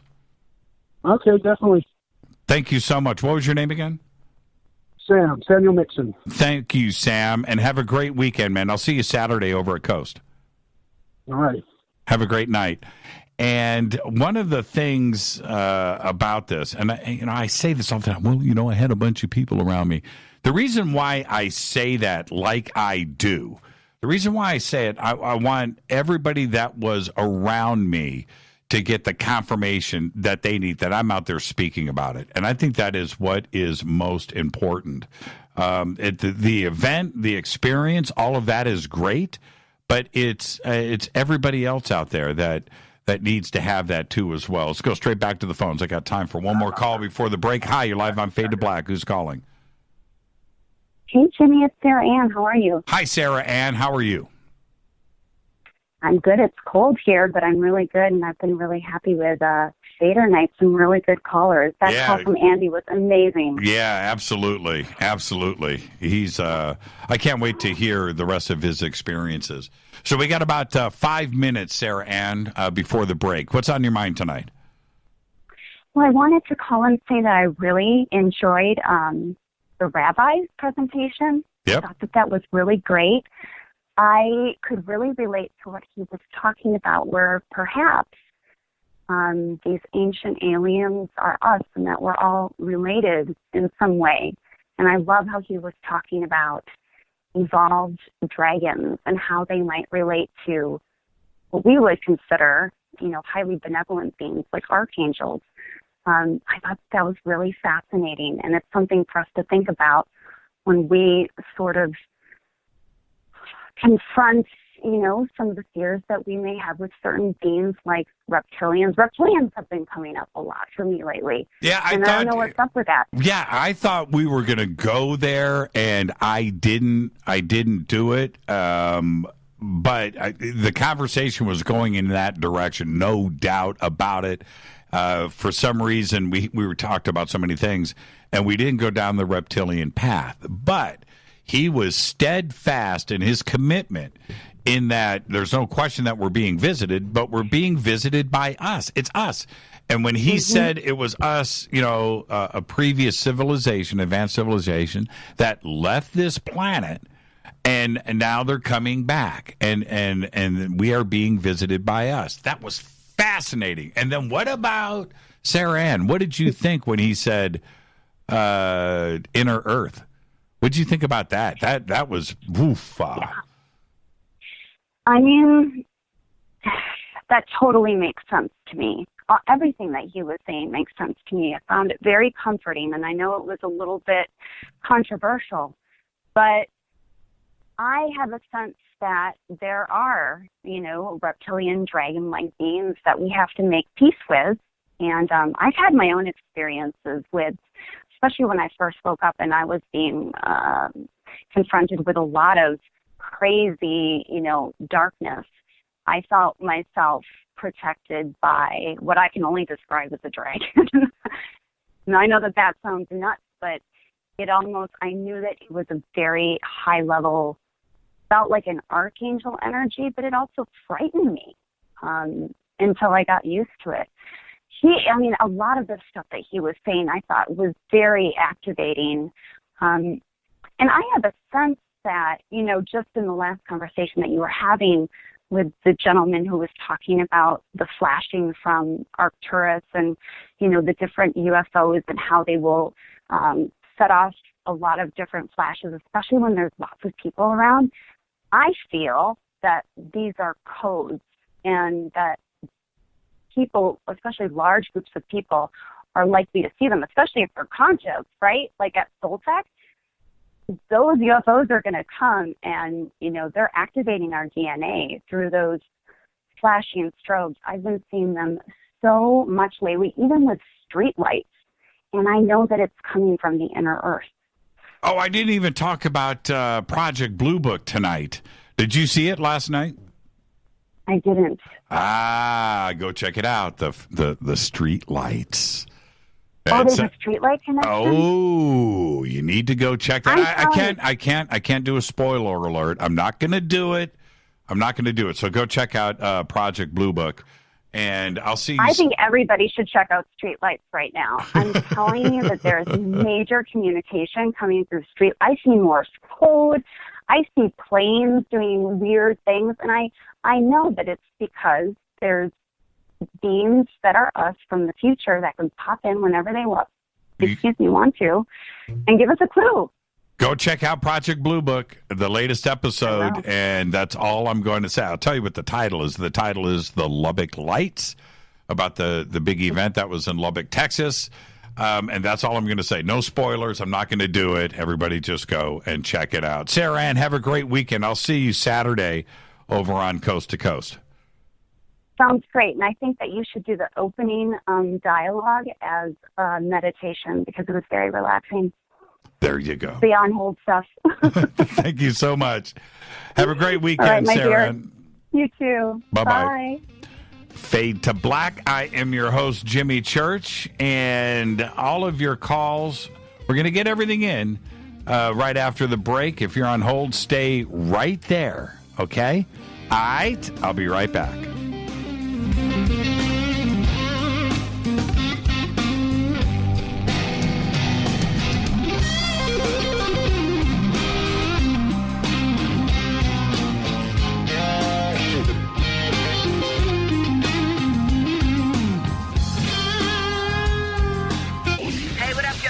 Vivica Fox here, and you are listening to my boy, Jimmy Church, on JimmyChurchRadio.com. Despite popular opinion, reading a book will not make you smarter. But listening to Jimmy Church will. Hurricanes, earthquakes, wildfires. This year we've experienced more than our fair share. This is Jimmy Church of Fade to Black, and last month I decided to make sure my family does not have to worry about food should we get caught in a real emergency situation. Introducing Numana, a healthy, storable product that tastes so good that you'll want to eat it every day instead of just during those times of duress. All Numana products have a 25-year shelf life, are MSG and GMO-free, no preservatives, and are made in America. With the Numana pack in your home, you'll be able to sleep at night knowing that you've protected your family. Not only have I tasted and tested, I own it. Now you can too. Just click on the Numana banner on JimmyChurchRadio.com and use the promo code Jimmy when you order. In addition to a discount, we'll send you an autographed Fade to Black t-shirt. Seriously, go Beckley Tappy. This is Jimmy Church of Fade to Black, and I take Life Change Tea supplements every single day. It's what I do. Click on their banner at JimmyChurchRadio.com. When you take the beans from Central America with dashes of Indonesian and African mixed in and then roast it to the dark side of Fade to Black, you create the ultimate brew of fringe. Introducing the Fade to Black blend from River Moon Coffee. Yes, River Moon's darkest customized roast was created for the love of Fade to Black. The alchemy of masterful roasting and smoking the beans is in every sip of this full-bodied, dark Java. I need my coffee dark, deep, with distinct bittersweet chocolate highlights, just like the bunker. Leaning further into the darkness of the roast is Fade to Black blend from River Moon Coffee. Just click on the banner at JimmyChurchRadio.com and use the promo code F2BBLEND for 15% off of your order today. Go Beckley Teppy. Hi, folks. CBD is the home run hitter for health right now. Why, you ask? Because of what it does for the body. Unfortunately, I can't tell you all about the benefit. You know, there's reasons. Do your due diligence and log on to AncientLifeOil.com. That's AncientLifeOil.com. Ancient Life Oil uses organic ingredients and is blended in coconut oil for some of the best benefits. Legal in 50 states and non-psychoactive. Log on to AncientLifeOil.com. That's AncientLifeOil.com. This is Jimmy Church of Fade to Black, and my family is safe because of Numana Emergency Food Storage.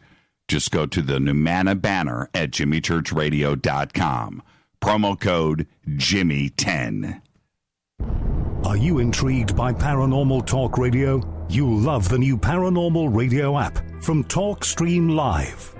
You'll find a great selection of talk shows covering UFOs, ghosts, strange phenomena, and much more. Download the Paranormal Radio app now and start listening to the very best in paranormal talk entertainment, including the network you're listening to right now, the Paranormal Radio app, free in Google Play and the iOS App Store. Erica, Brittany, Gabby, and you're listening to JimmyChurchRadio.com. It's not a lifestyle we chose. We were born this way. KGRARadio.com.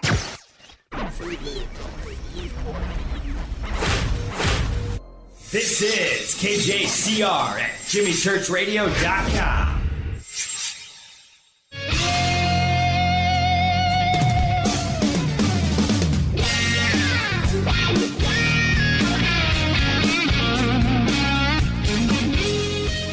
All right, welcome back. Fade to Black. I am your host, Jimmy Church.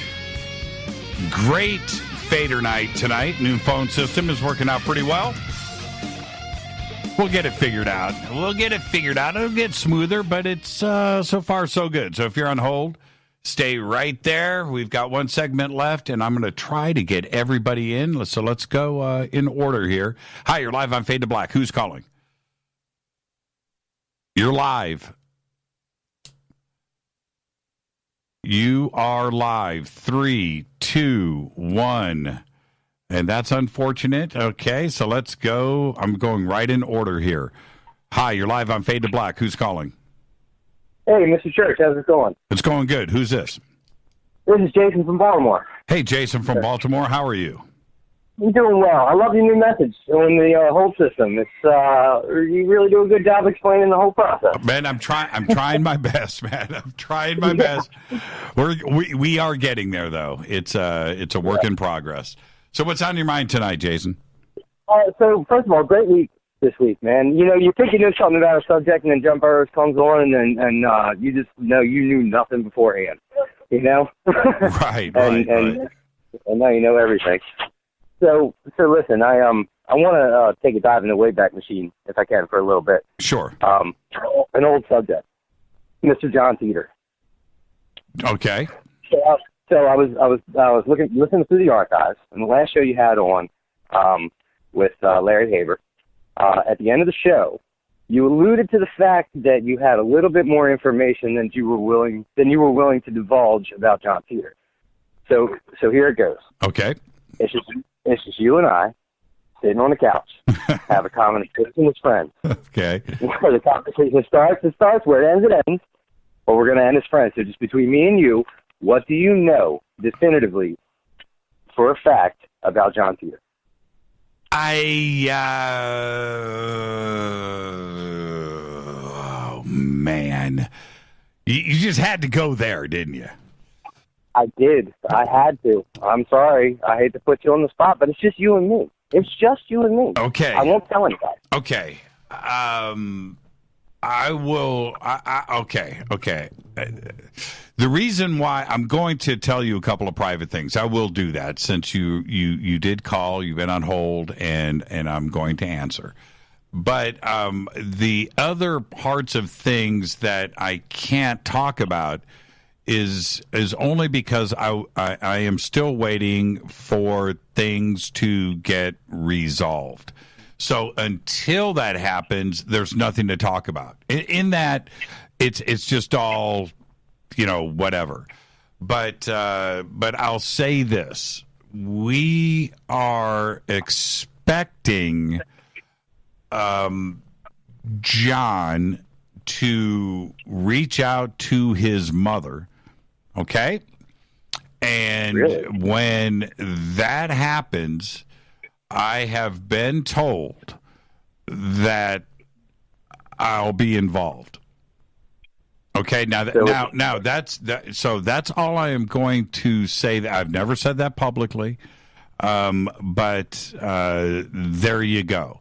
So we are waiting. The family is waiting. Larry Haber is waiting, and we're all patiently, now.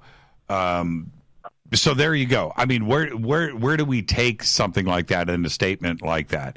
If we go with the line that all of the events as they happened were real and actual, and John Teeter and 20, 39, 36, 37, and so forth. Now we are talking about we are a genuine 20 years past, 15, 20 years past since his last contact, right? So that would put everything else in the future now at another date. It's no longer 2030 something, right? 2039, 38, 37. It's no longer that. Now it's 2055, right? Yeah. Right? Yep. Yeah. I mean, it depends on which.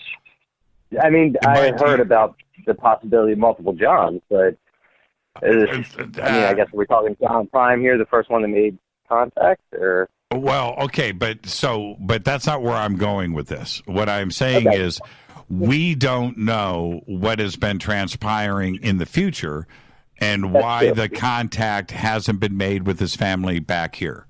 Okay, so it's not like I can pick up the phone and go, John, yo, what's up, man? You know, I can't do that. So I don't have a hotline to the future. I would like to think that I do, but I don't. So that's where things are at. The statements that I have made in the past, Jason, and I stand by all of them, is that if it was a hoax, that means everything, all of the materials, everything that was generated to conduct and perpetrate the hoax, the time machine, the model making, the typography, the typesetting, the photographs, the cars, all of that, somebody would have come forward.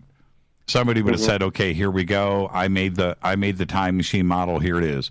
My friend was an artist. He made the stickers and the labels. I had somebody else that came in and did this. We had a computer scientist that laid this out. We had a physicist that came in and gave us these concepts of time travel and physics and gravity and the equations. And we put all of that over here. So this is how it was all done. It's never happened. There would have been a leak in the ship. There's no way you could have kept that totally secret.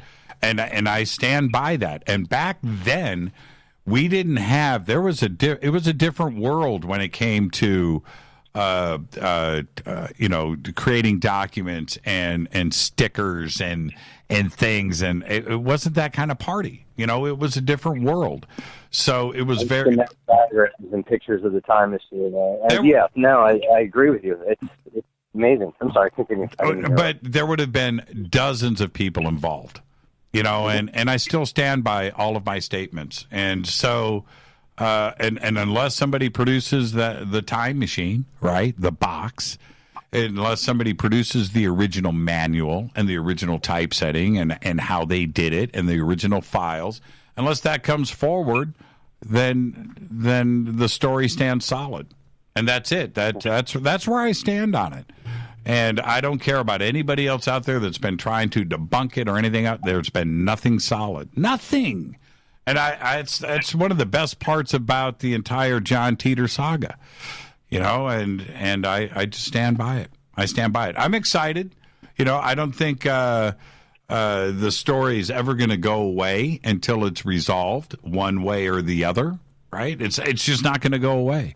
It's a wonderful, wonderful urban legend, right? It's just a wonderful thing to go and investigate and find out and read through. You know, have you gone back, Jason, and read through all of the original forum posts? Have you ever gone back to johnteeter.com and spent a week there?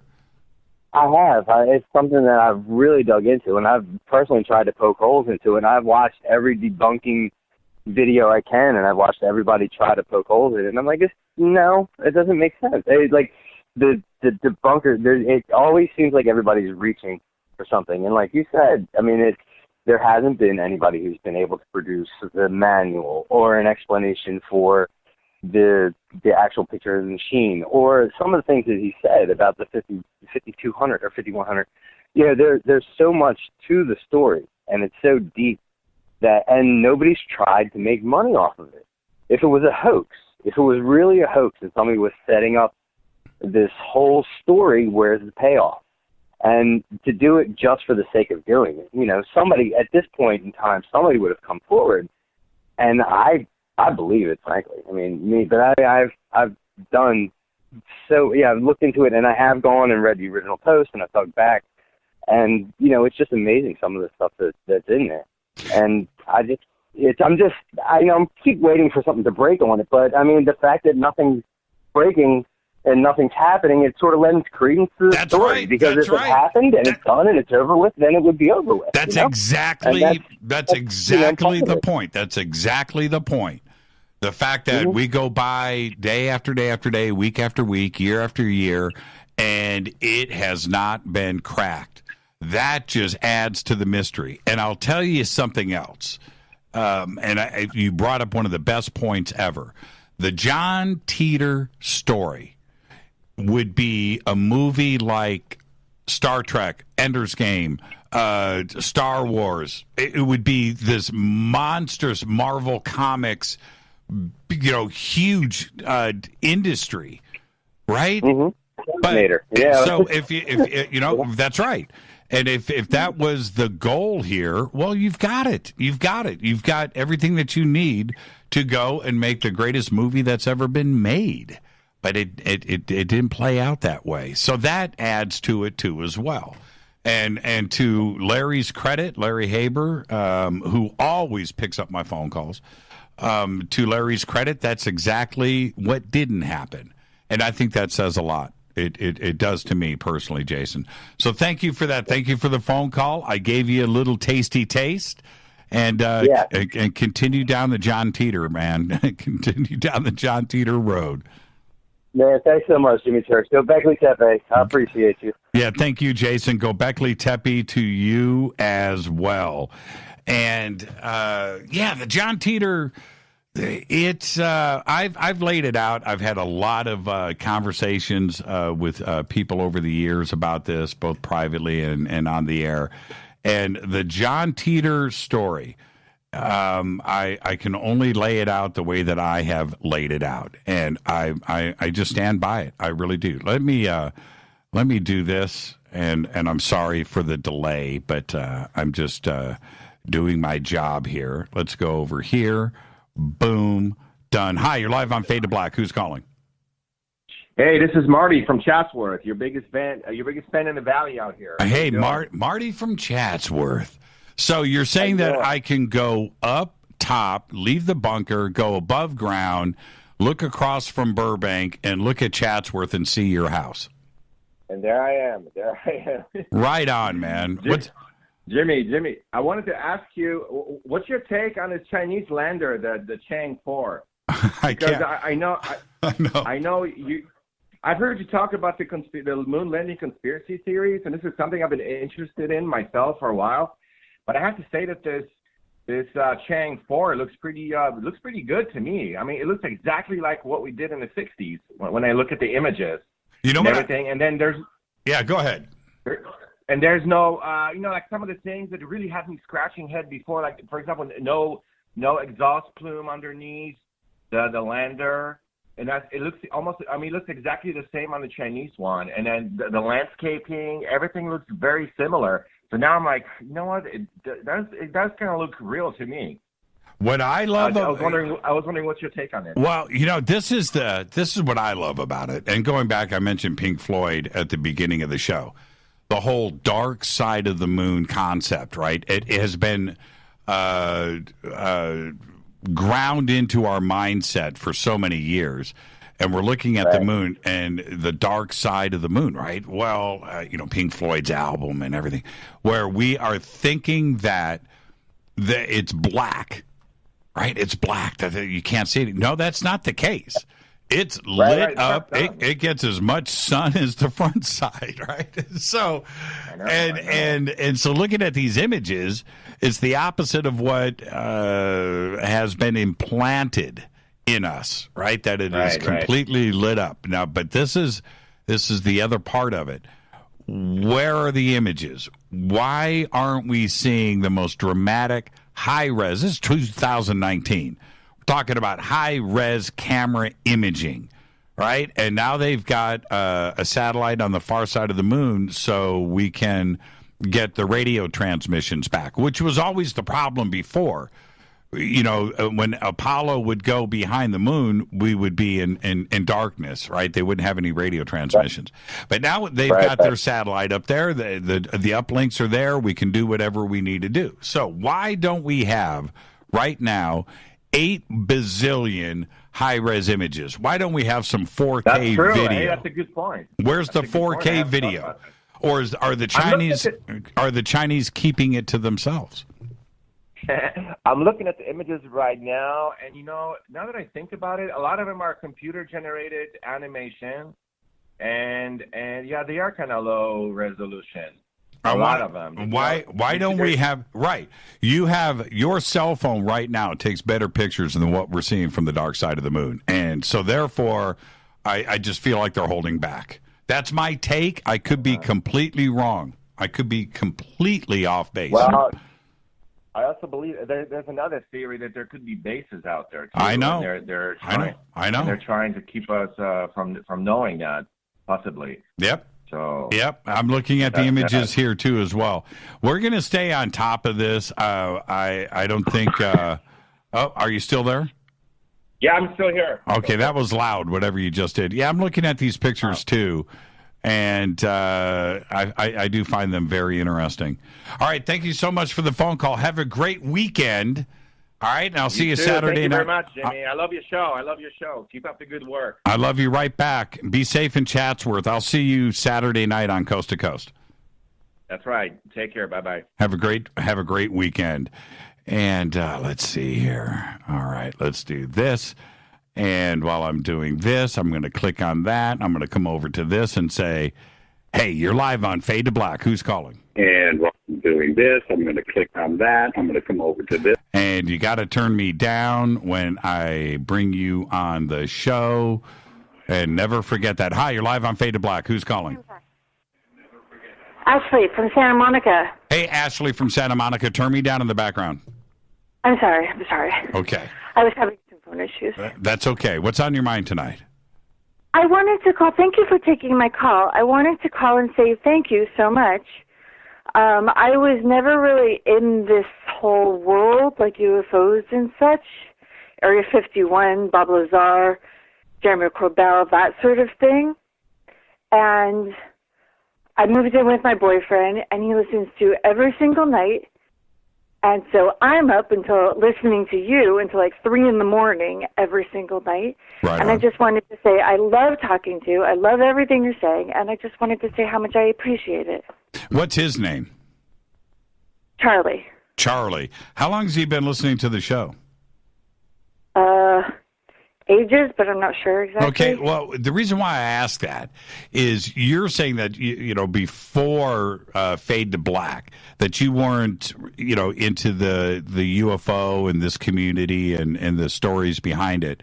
Right, exactly. But Charlie is, right? Yes. And when you first met Charlie, if you don't mind me asking, Ashley, it's just me and you and 250,000 people, okay? Fine. All right.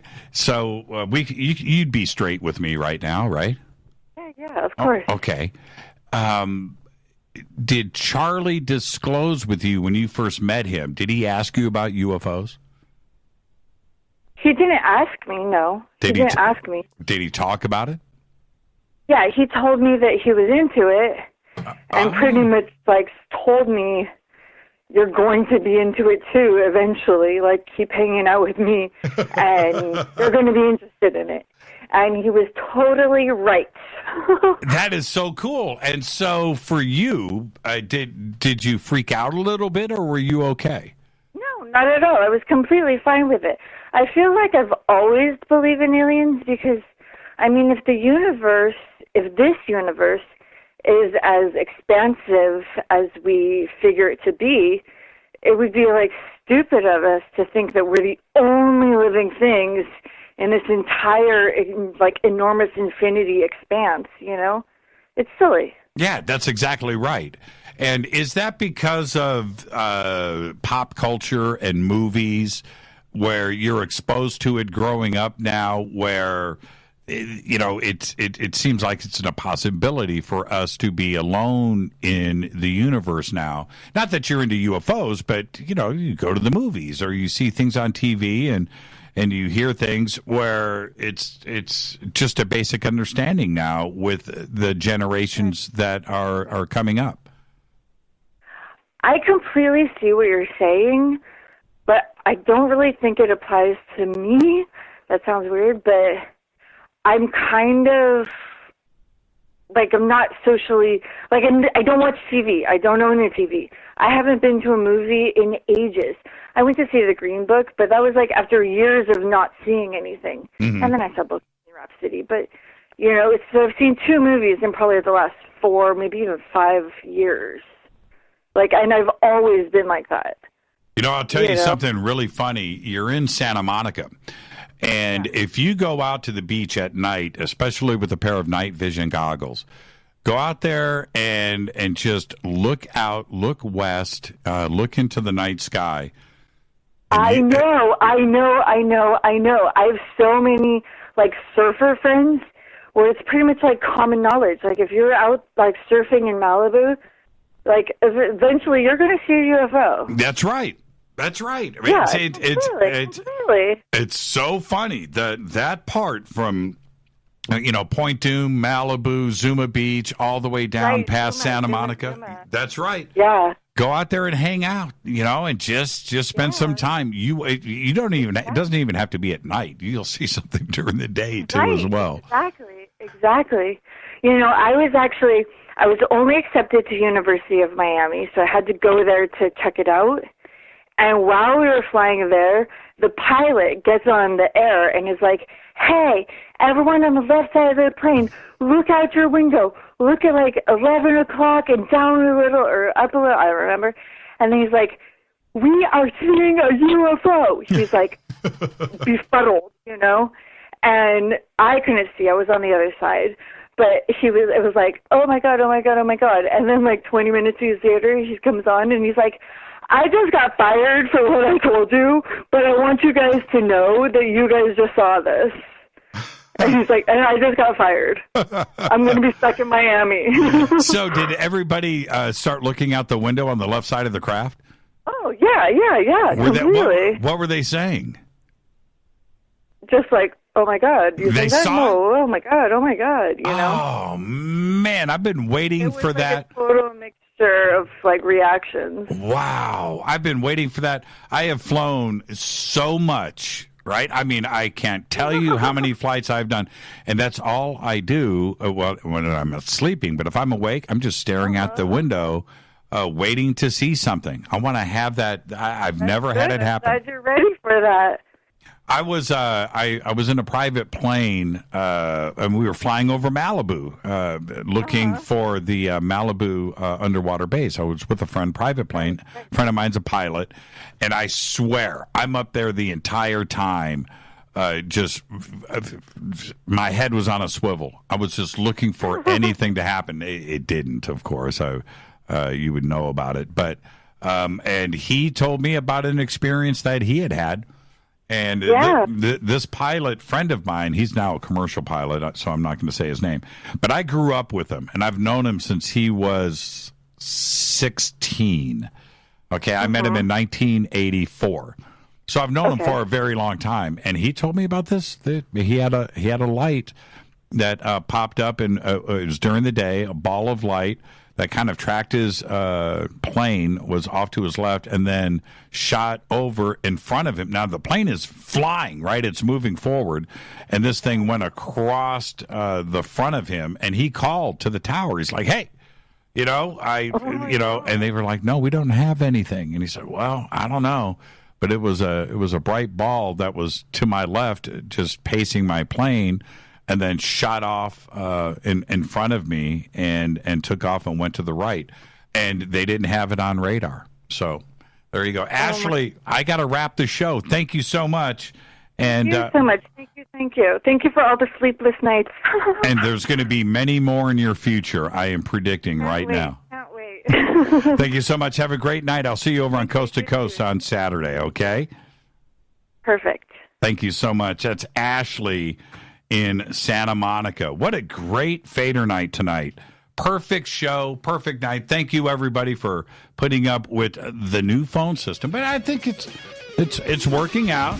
We got a couple of more bugs that we've got to get ironed out, but overall, I think we're good. I was a little nervous. But we got through it. All right, tomorrow I'm at the NAMM show, everybody. If you're going to be at NAMM, hit me up on Twitter, okay? I'll be running around with Kurt James all day long. Saturday night, I'm at Coast. Friday night, or Monday night, I'm right back here on Fade to Black. And our guest is Daryl Anka, the Shar, right here on Monday.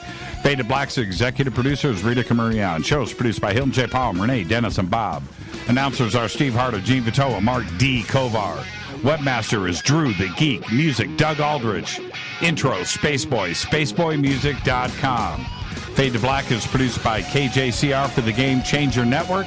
Syndication is KGRA, The Planet. This broadcast owned and copyrighted 2019 by Fade to Black and the Game Changer Network.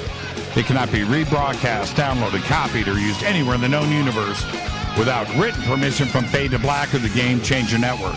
I'm your host, Jimmy Church. Follow me on Twitter at JChurchRadio. I'll see everybody on Saturday night on Coast. Until then, everybody be safe. Go Backley Tappy.